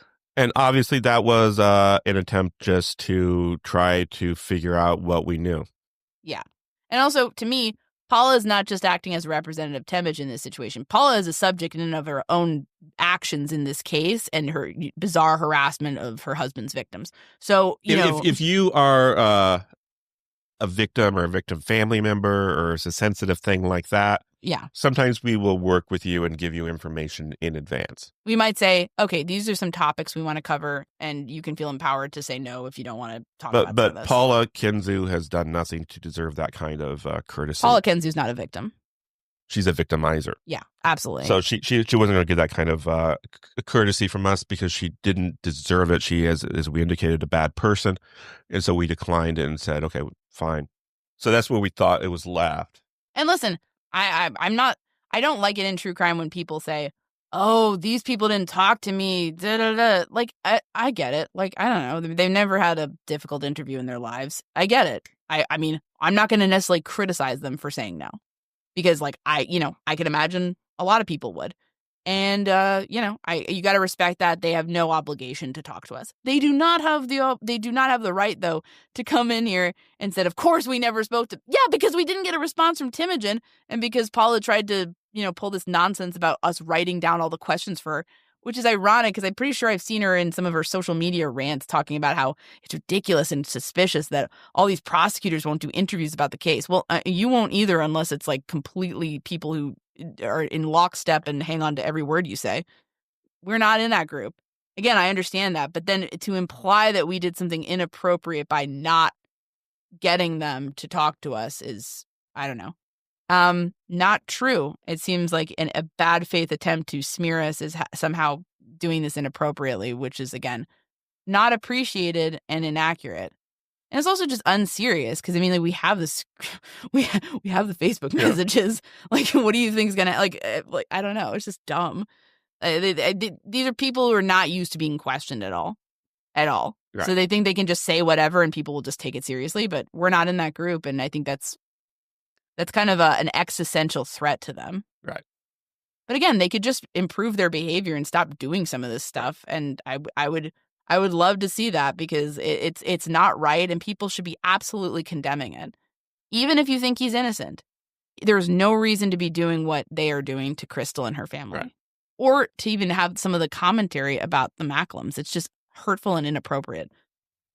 So recently there is a kind of a random wrinkle to this. We did see that Jason Usry, who's another podcaster, has a podcast on Temujin Kensu, kind of taking more of the innocence tack. We saw that he takes a very strong view on believing he's innocent, which is fine, as we've said. He said he was the one who told the Kensus to decline our request for interview. And we were surprised. So we did ask him, like, hey, what happened with that? And he sent us back an email, and he said, I would ask if you choose to quote this, you quote in full. So I'll do so. I'll read it. Yeah. Kevin and Anya, thanks for your follow-up on my comment on social media. Here's the context in which my actions and statement was made. On Easter Monday, you reached out to tell me you were doing a podcast on the Scott Macklem murder and subsequent conviction of Temujin Kensu. Your email and my response, bolded and italicized below. Later that day, I received a call from Paula Kensu, stating that she had received an email from you with a similar message and that you planned to approach the case from the guilty angle. She also stated that you would be calling out Temujin and his advocates, to include Paula. At that time, she expressed reservations about going on your show. I told her if she had reservations, that she should not go on the show. But if there was commentary that she wanted to respond to, she should reach out to you directly. I feel responsible for telling her not to go on your show based on this conversation. As I've always stated, I think people should do whatever they feel led to do and make decisions on their own. And I apologize if my statement on Facebook was confusing. On reflection, I do realize that conversation may have influenced her decision, and I apologize to you and her if that conversation keeps us further from the truth. Additionally, I have not hidden nor minced words about my position thus far. In this case, where I believe the wrong man, Temujin Kensu, is in prison for the murder of Scott Macklem. I recognize we disagree on this point. Paula and I do speak regularly, and I have told Temujin and Paula in our few conversations that if I can prove you killed Scott, I will say it without reservation on my podcast. However, after more than a year of combing through everything, no evidence proves that to me. If you have other evidence that may prove Temujin's guilt in the murder of Scott Macklem, I'm always willing to analyze critically so we get as close as possible to the truth for Scott. I think we can all agree that's the conclusion of the email. Yes. And we very much appreciate Jason reaching out and kind of explaining that. We were for like, what? But I think we can all agree that if we are sincerely interested in the truth, the thing to do is not to discourage conversation, but rather encourage it. Yeah, and we think it's okay for people to disagree on this case. I just want to we have a very strong opinion, and we know other people do too, and that's all okay. I think it's important that we're all just in lockstep for the truth. And I do think that I would hope that people who are in contact with Paula, obviously we're not going to be, that doesn't seem like she's going to be responsive. we gave her and Temujin an opportunity, which they chose not to take advantage of. But I think people who are, they have a great opportunity right now to do some good, to do some really good things. And I think it's something, if I could put it in kind of partisan terms, I think it's something that probably benefits Temujin's position too. So it's not just a situation where we're saying, I think if you can get these people to knock off their terrible behavior online, it's going to look better for him, and it's going to benefit the lives of people who don't deserve what they're going through. So I really hope that this is something where we can actually all work together as a community who's talking about this case, regardless of how we feel about the innocence or guilt of Temujin Kensu, and we can actually make a positive change. I'm really hopeful about that. I hope that we can do that because, we're the ones pointing out the problem, but I think people who might be closer to the innocence camp might be the ones who are helping fix the problem. And I think that would be a really wonderful thing. And the problem in this context is Temujin Kensu and his wife's harassment of rape victims. And I'm going to say this. I was not being facetious earlier. If he needs something to rage at us. Because we don't care. We don't care. We're the perfect target. We don't care. It doesn't hurt us. And we know that he is not very bright and kind of powerless and has. I'll tell you one thing. Fight us. Don't fight one of the biggest mysteries to me in this case. I'm very honest here. One thing that I've never figured out is people talk about this man being charismatic. And obviously he is, because a number of people have fallen under his spell. He seems to want to he's the leader of the Cathal people or whatever the hell he Father. said. I don't get it. He doesn't seem intelligent to me. He doesn't seem to have any charisma. Whatever he's got, I'm totally immune to it. And I think I see him as he is. He's a serial rapist, and he is a murderer, and he's not very smart, and he doesn't really have much power. I think he has an interesting story if you only take the kind of defense positions on it. And it sounds like, how could a guy be flying in a plane and hundreds of miles and all this stuff? And so people get invested in that. And I understand that. And people are motivated. They don't want an injustice to happen. So, I mean, that's good. It's just, I think he takes advantage of that. And then he kind of sucks people in. And then, that's the way it is. I think he's, I think also, I think he, for whatever reason, has been able to successfully hide the extent of his really violent behavior over time. And I think that is I think he has mischaracterized his alibi. I think he did some witness tampering, alibi shopping. I think there's a strong case for his guilt. Yeah, I think if we found out that like Richard Allen was calling people and saying, "Hey, you saw me on February 13th, 2017, right?" We'd all be like, "Okay." So there's a lot of things about the strength of the case against him that he and Team Kensu have not shared with us, and I really and truly felt it was, since we have that information, it was our responsibility to share it with you because no one else was. I think though, again, I think this is a situation where people can come together and maybe get some of the bad behavior to stop, because ultimately that's the most important thing, that the bad behavior stops and that people are not harassed anymore. It's not necessary and it's not good. And I think, if we can all team up to do that, then we've done a good job as a true crime community. And I'll say my prediction, which is that Temujin Kensu is never going to again breathe a breath of free air.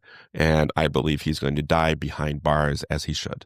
And I believe that the people who have worked so hard over the years to keep him incarcerated, I believe they are heroes. And I believe that through their efforts, fewer women have been raped and fewer people have been killed. This guy has done nothing but cause misery wherever he goes. And even from behind bars, he's causing misery and harassment digitally. He is a terrible human being. He will die in prison. He should. And again, I concur with what you're saying. As we mentioned at the top of the show, boy, did we go long. But as we mentioned at the top of the show, we will do a question and answer episodes. Email us your questions, and if you have any, and we'll do that. And then we're obviously not going to be intimidated away from covering this case, but we're not going to cover it every week, but we will keep an eye on it. And if by any chance, we've been told that a lot of people in Michigan are listening to the show and are pleased that the truth is finally coming out. If you're one of these people and you have interesting information about the case that you think would be helpful to us, please contact us. We can keep you anonymous, and we can even talk off the record. Yeah, we protect our sources. And again, again, we can be the punching bag here. We don't care. So we're going to do our goodbye music, but if you want to, you can stick around and listen to Anya rant. By Anya ranting as she reads this awful letter from Temujin Kensu. Yeah, I think it'll give you a sense. Like, this isn't new, and this is how he talks to people. And again, it's to his two daughters who 2002, I believe, right? They're half sisters. They don't have the same mom. And he also references another woman who Michelle, who he also had a child with. And so I pretty much took out the names of people except for like Michelle and Amiko, who is Temujin's wife. And I just think it kind of it tells you something about him. I think everyone's understanding that people can get mad, and anger is not necessarily a bad emotion. It's just that like the bile that he spews at these two young women who he claims to have loved at one time is pretty shocking. Even it just doesn't seem like it doesn't seem impulsive. It seems calculated to hurt as much as possible. So I think that's important. But anyways, Kevin, I just want to say I was really impressed with all the research you did on this case. Like, you kind of were the one spearheading this, and then you'd kind of I'd read everything afterwards and be like, whoa. So just thank you for doing that. And again, we like to keep covering it. If you have any information, murdersheet@gmail.com. And I think that's kind of where we are, except for the questions and answers episode that we can kind of get into. But please do send us questions if you have them, or if you heard a fact and are like, is this true or is that true? We will cite sources. I mean, we will give you the information as much as we can. And now, as you listen to the end music play, like, grab something to drink, alcoholic or non-alcoholic, and then hold on to your hat. It's a bad letter. All right. Thanks, everyone. Thanks so much for listening to the Murder Sheet. If you have a tip concerning one of the cases we cover, please email us at murdersheet@gmail.com. If you have actionable information about an unsolved crime, please report it to the appropriate authorities. If you're interested in joining our Patreon, that's available at www.patreon.com/murdersheet. If you want to tip us a bit of money for records requests, you can do so at www.buymeacoffee.com/murdersheet. We very much appreciate any support. Special thanks to Kevin Tyler Greenlee, who composed the music for the Murder Sheet, and who you can find on the web at kevintg.com. If you're looking to talk with other listeners about a case we've covered, you can join the Murder Sheet discussion group on Facebook. We mostly focus our time on research and reporting, so we're not on social media much. We do try to check our email account, but we ask for patience as we often receive a lot of messages. Thanks again for listening. I'm going to now read this letter from Temujin Kensu to his two daughters. These are two half-sisters. To protect their privacy, we'll be referring to them just by their first initial, and we'll also probably be referring to other people referenced in this letter by their first initials. This letter was dated April 17th, 2002. So I will be reading this entire thing. Feel free to skip. It's a lot. K and L. Since my sentiments towards both of you are identical at this time, and since you have childishly joined in this destructive cabal together for whatever twisted purposes, I'm writing you together also. Tonight, I was both sickened and disgusted with you. I have rarely seen such selfish, immature behavior in my 16 years of incarceration. How much more shameful it was that it came from my own children. Knowing the future consequences of your actions, though, still, you made your choices. If they can't even be called that. K, you are even more to blame for following L's inane lead. You sat there with me on a visit and called K.I. every kind of lowlife and whore. Behind my back, you insulted and degraded me like cowardly gossip mongers. And to K.I., you insulted and degraded Amiko, though she has been nothing but kind to you. You implied to Amiko that you were going to get her away from me, though you know absolutely nothing about my relationship with her, nor is it any of your business. You have sunk to the lowest depths of humanity in trying to destroy those around you for your sick amusement, and so that you might engage in a round of Peyton Place melodramatics. Both of you are, in my estimation, little more than weak, selfish, and self-absorbed drama queens who have to have the light focused on them, no matter the truth, and no matter who you hurt. I'm ashamed that we share one drop of the same blood. L, as much as it angers you, you are little more than a clone of your mother. You are a hypocrite at best. You have done nothing to deserve the love, respect, or admiration that I foolishly bestowed upon you. And as I told each of you, only you could destroy my love for you. You have both done that with a professional's touch. K, you are little more than a whiner, a 20-year-old whiner with a baby no less, but a whiner still. You refuse to grow up, to be responsible, to admit your weaknesses, and to address them. You live in a fantasy world where your father will love you without you giving any love back. You have not written more than once in 8 weeks, and like L, lied time and time again about it. Without once consulting me, you joined forces with L to engage in a vile smear campaign against those who dared to care about you. What a warped and twisted person you truly are. Neither of you has done anything of merit with your life, and you have the audacity to judge me? Neither of you has the strength to walk one step in my shoes, and still you dare to judge me? The selfish judging, the giving, the coward judging the brave, how truly pathetic. Yes, L, you are the product of the MTV generation, no matter what you say in protest. You have the haircut, the nose stud, the clothing, the attitude, the complete indifference and lack of compassion, the same ignorance and refusal to learn or to even care about learning. Better yet, about others. You on your, fourth boyfriend since I have known you, and you come to see me, actually to berate me and others, wearing a sacrilegious pendant while claiming to believe in God because some new goon gave it to you, and knowing my beliefs about such ridiculous and childish superstitions, you refuse to greet me properly knowing my feelings about this, as did you, Kay. You lie about Amiko and claim she said things she never said, and the things she did say and trust you twist and pervert. And on top of this, and you top this off by springing this idea whereby you and your equally vapid girlfriend plan to run off to California to be interior designers. Why would I ever respect a person like you? A person who wants to spend their life modeling living rooms and bathrooms for the wealthy so they can impress their stuck-up, snotty, and empty friends who right now wouldn't give a dime to save your life.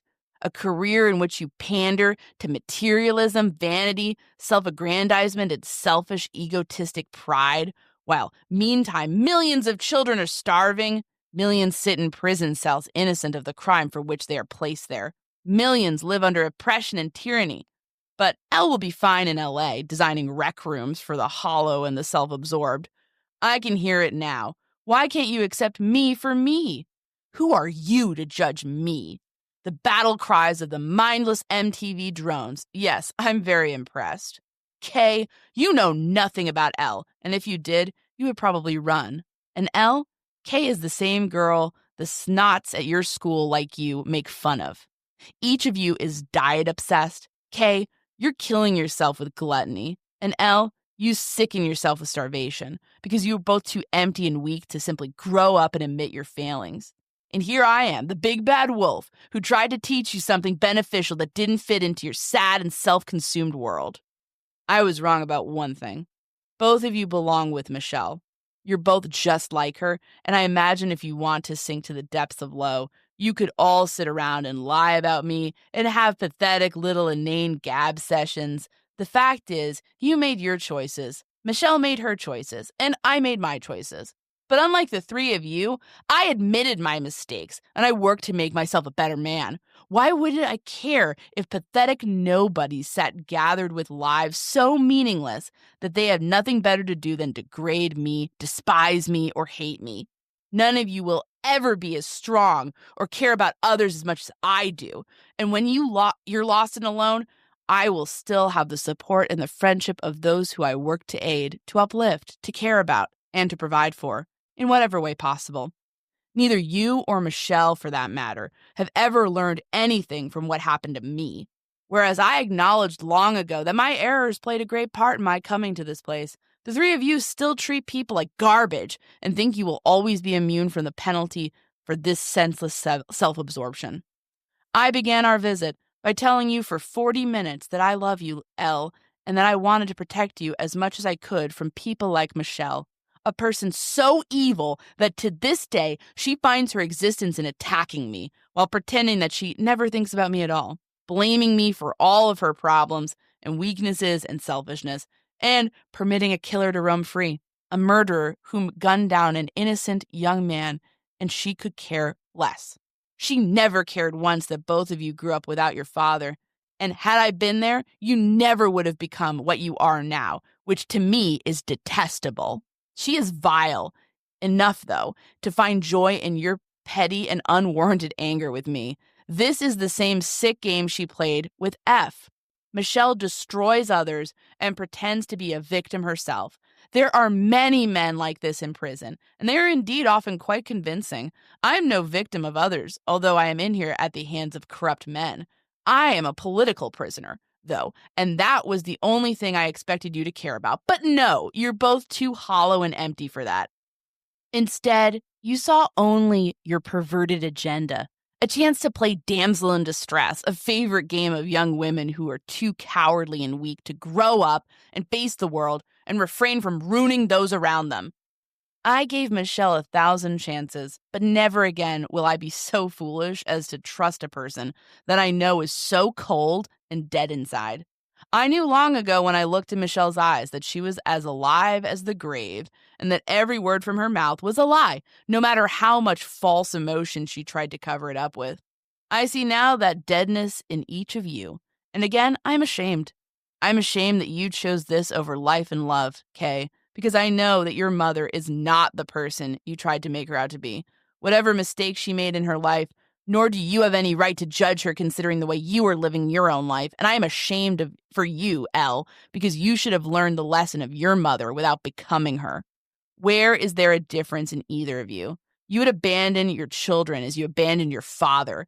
Like your mother, you stomp and whine and cry and scream and throw things and prove what a child you still are and always will be. Kay, my shame is magnified in that you are a mother and yet have the maturity of a 9-year-old. This is just part of the ammunition that R and S had ready to bring into court against you.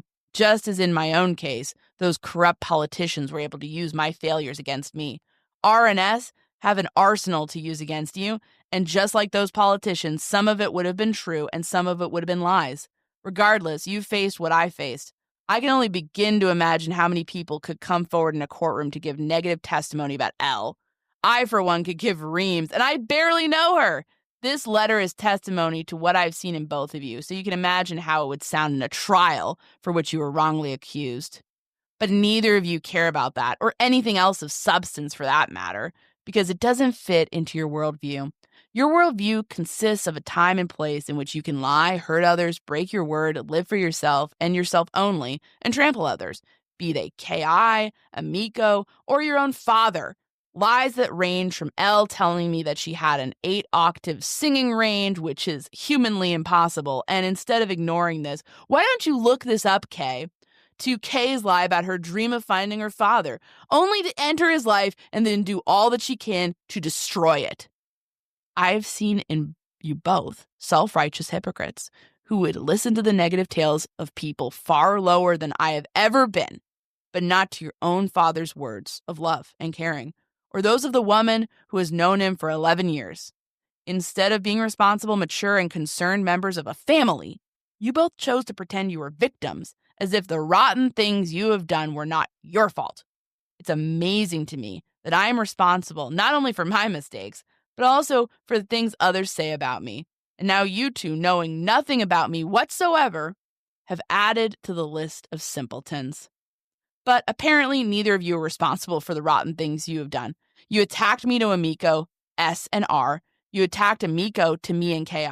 You attacked Ki to me and Amico. And you gained nothing more from this than the contempt of everyone involved. I still love and am married to Amico, and neither of you will ever change that. I still love Ki and have great respect for her and all that she has done and is trying to do, no matter what sick labels you put on it or how much you accuse her of having an agenda.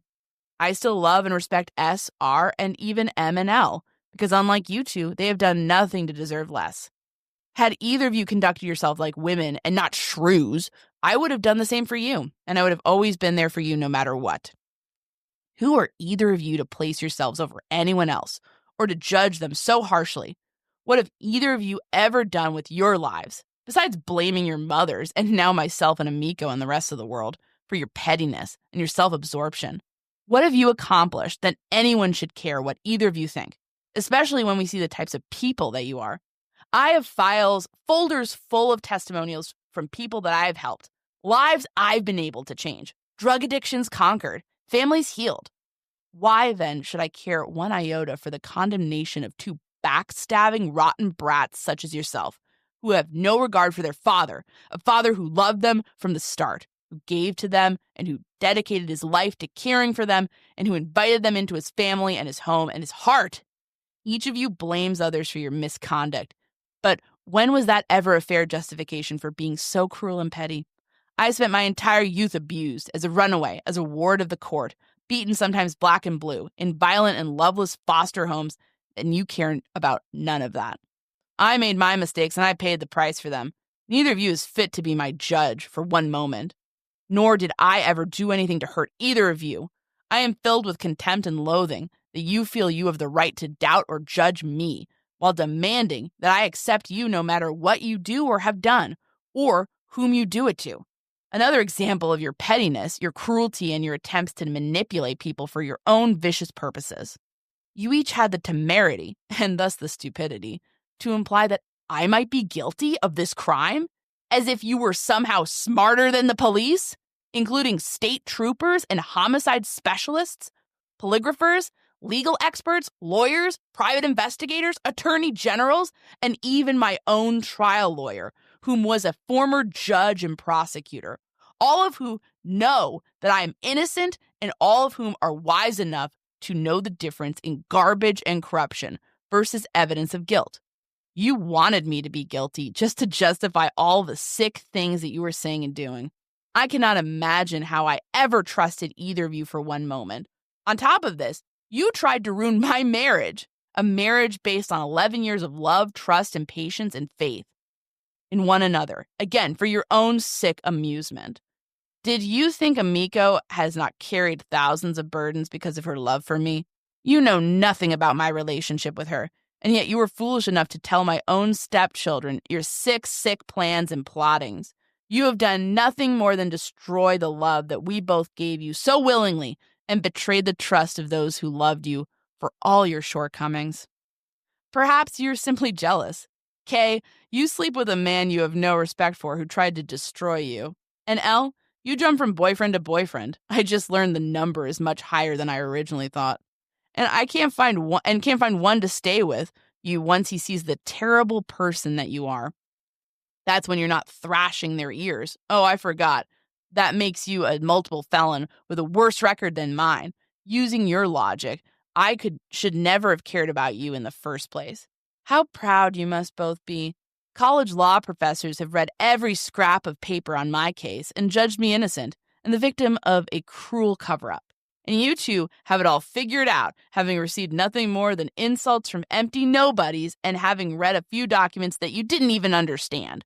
I believe you both are the same geniuses that thought I confessed to the crime. Indeed, you must be proud. Yes, you're both shining examples of the MTV generation, programmed, ignorant, and uncaring of what's going on outside your little self-centered world, which is exactly why the world is the way it is, which is exactly why I've lost 15 years of my life in prison, and exactly why you each grew up without your father, only to enter his life and work to ruin it in the life of those who have been good enough to care about me and to teach me to care again. Okay? You turned for no reason at all, but Elle's divisiveness. This is what Elle does. She drives away all those whom are stupid enough to care about her. It's what Michelle did to me years ago, and why I never cared about her again after that.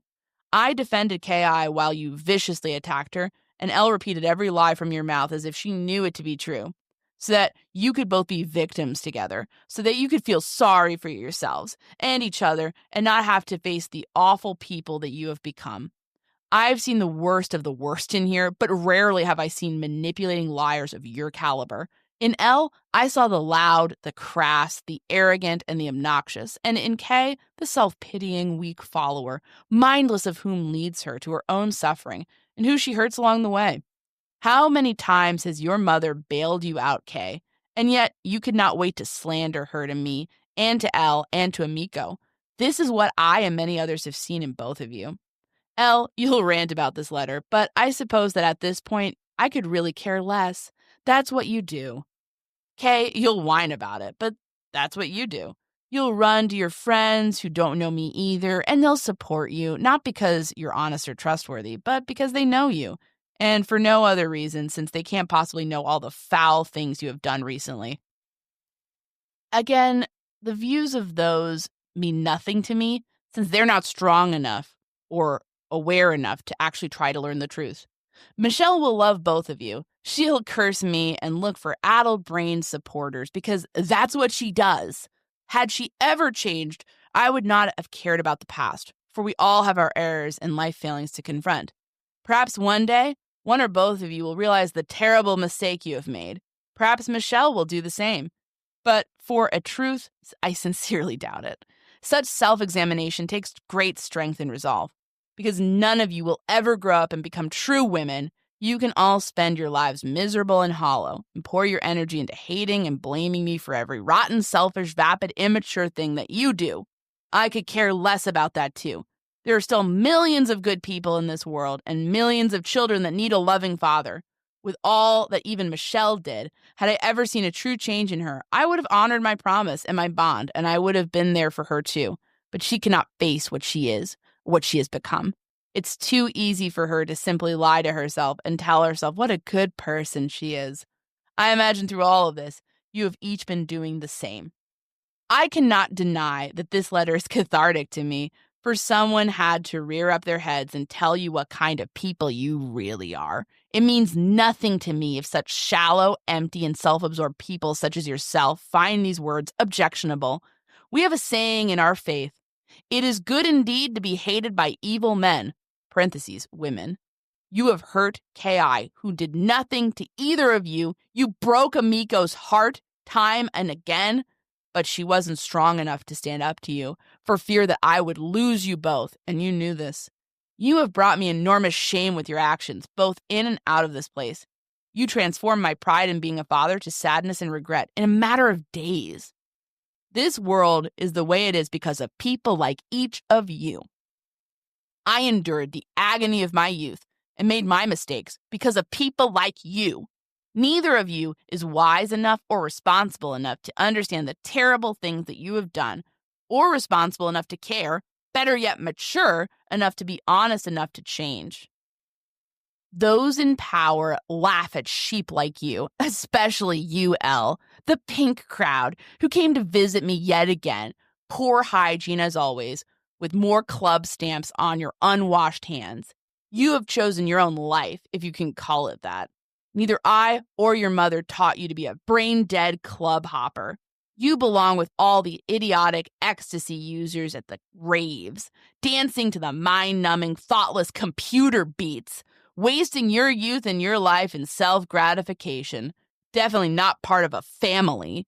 Kay, you're barely better for choosing such a person for your life tour guide and hero.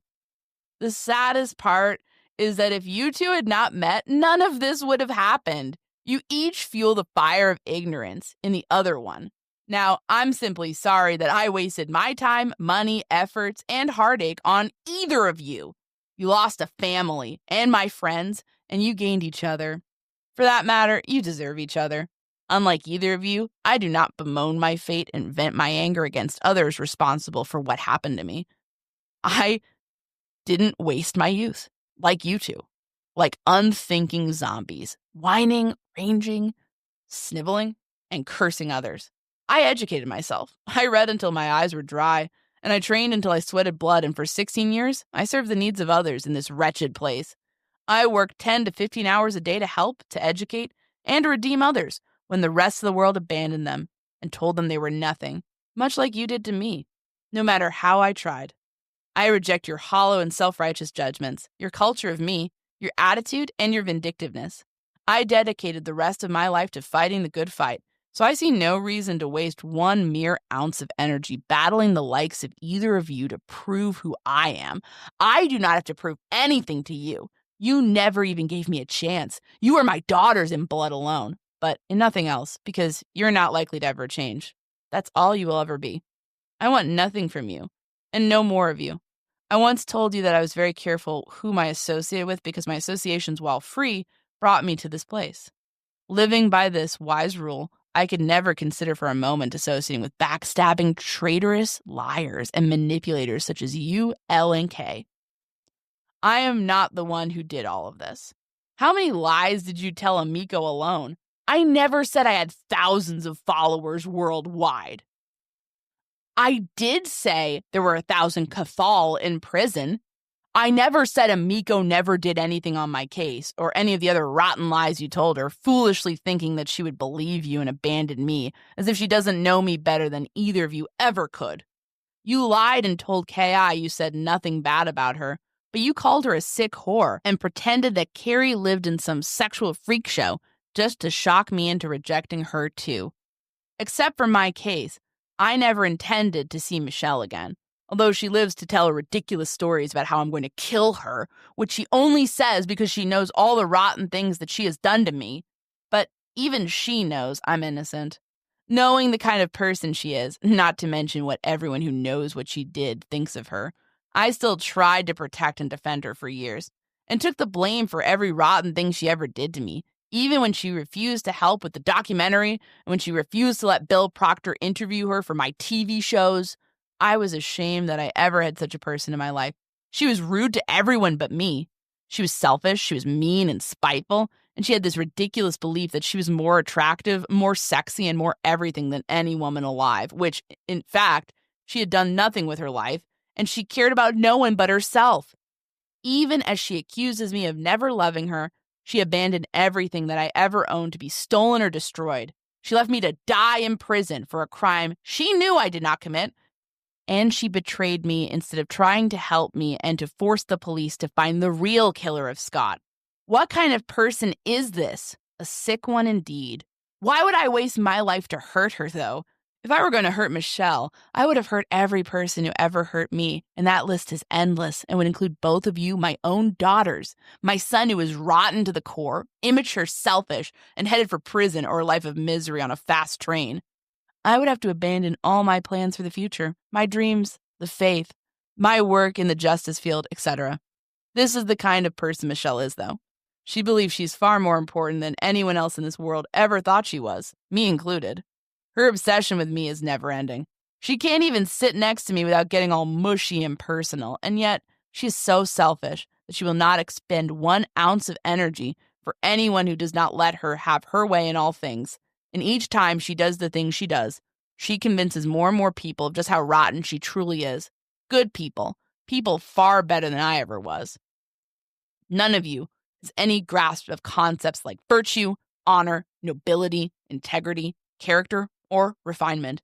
And yet, I have been trying to make all of you see that it is the lack of these things that is destroying this world and that causes tragedies like each of us has experienced. But this is too much information for you. In the sick world you exist in, everyone deserves a second chance, except me, and I never had a first chance with you. I did not leave you. I did not abandon you. And had Michelle had once portion of character, I would not be in prison now, and having learned what I learned about myself in the jail cell, at the least, I would have been good to her, be it as a friend or more. She was like you are now.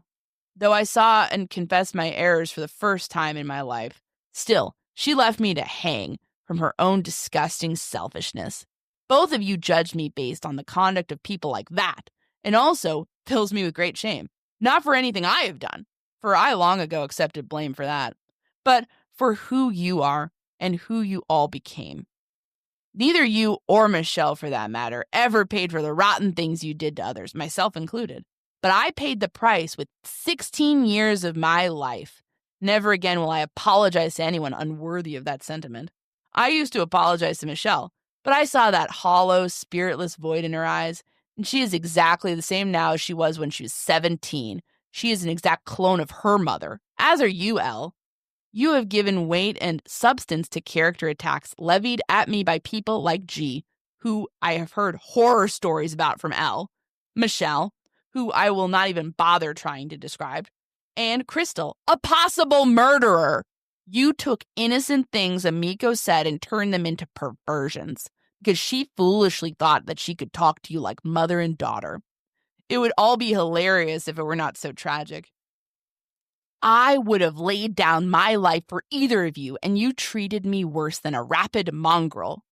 I recall Elle with her melodramatic, "You'll never see me again." And what exactly am I losing? A backstabbing brat who conspired against me, who wasted my money, who used my wife's own car to drive around and degrade me? What did I lose? The self-absorbed airheaded wannabe U.S. Army cop? I have seen corrupt police my whole life, and now I know how they start out. How will I survive the loss? You manifest the things I despise the most: malice, irresponsibility, treachery, betrayal, and cruelty. Kay, you're hardly worth mentioning because you didn't even try. But I will note this, which I consider to be the sickest thing of all of this. When you face court and character attacks and every type of slander, I was in your corner. I sent my wife, who spent hours getting ready, to help you. I accepted you as you presented yourself. not as R&S presented you. I ignored who they said that you were, as did Amiko. Even though they lived with you and saw you every day, I accepted that they had an agenda. And even if they didn't, and now I know the things they said about you, your unstable mental state, are true, I still would have stood by you because you were supposed to be my daughter and not the humiliating shame you made yourself. I accepted that R&S and even M, who was going to hurt your case and cared nothing for what it is it would have done to you, while you're sad enough to still support him, had an agenda, a reason to lie, but neither of you was bright enough or concerned enough to understand what happened to me or selfless enough to care. Kay, if you had one iota of honor, you would have done for me what I was willing to do for you. You once heard a crazy story about why I was in here, almost none of which is true, and yet, even though you found out that my story was not true, look what you did. You judged my past sexual activities, which were never any of your business, nor are your mother's. Yet, the first time you had sex, it was to see what it was like, and you slept with R because he paid attention to you. My, what a fine person you are compared to me. L is a former present criminal, a former present drunk, drug user, and has rapped off the names of 20 boyfriends to me. So by your standards, she must be unworthy of your attention.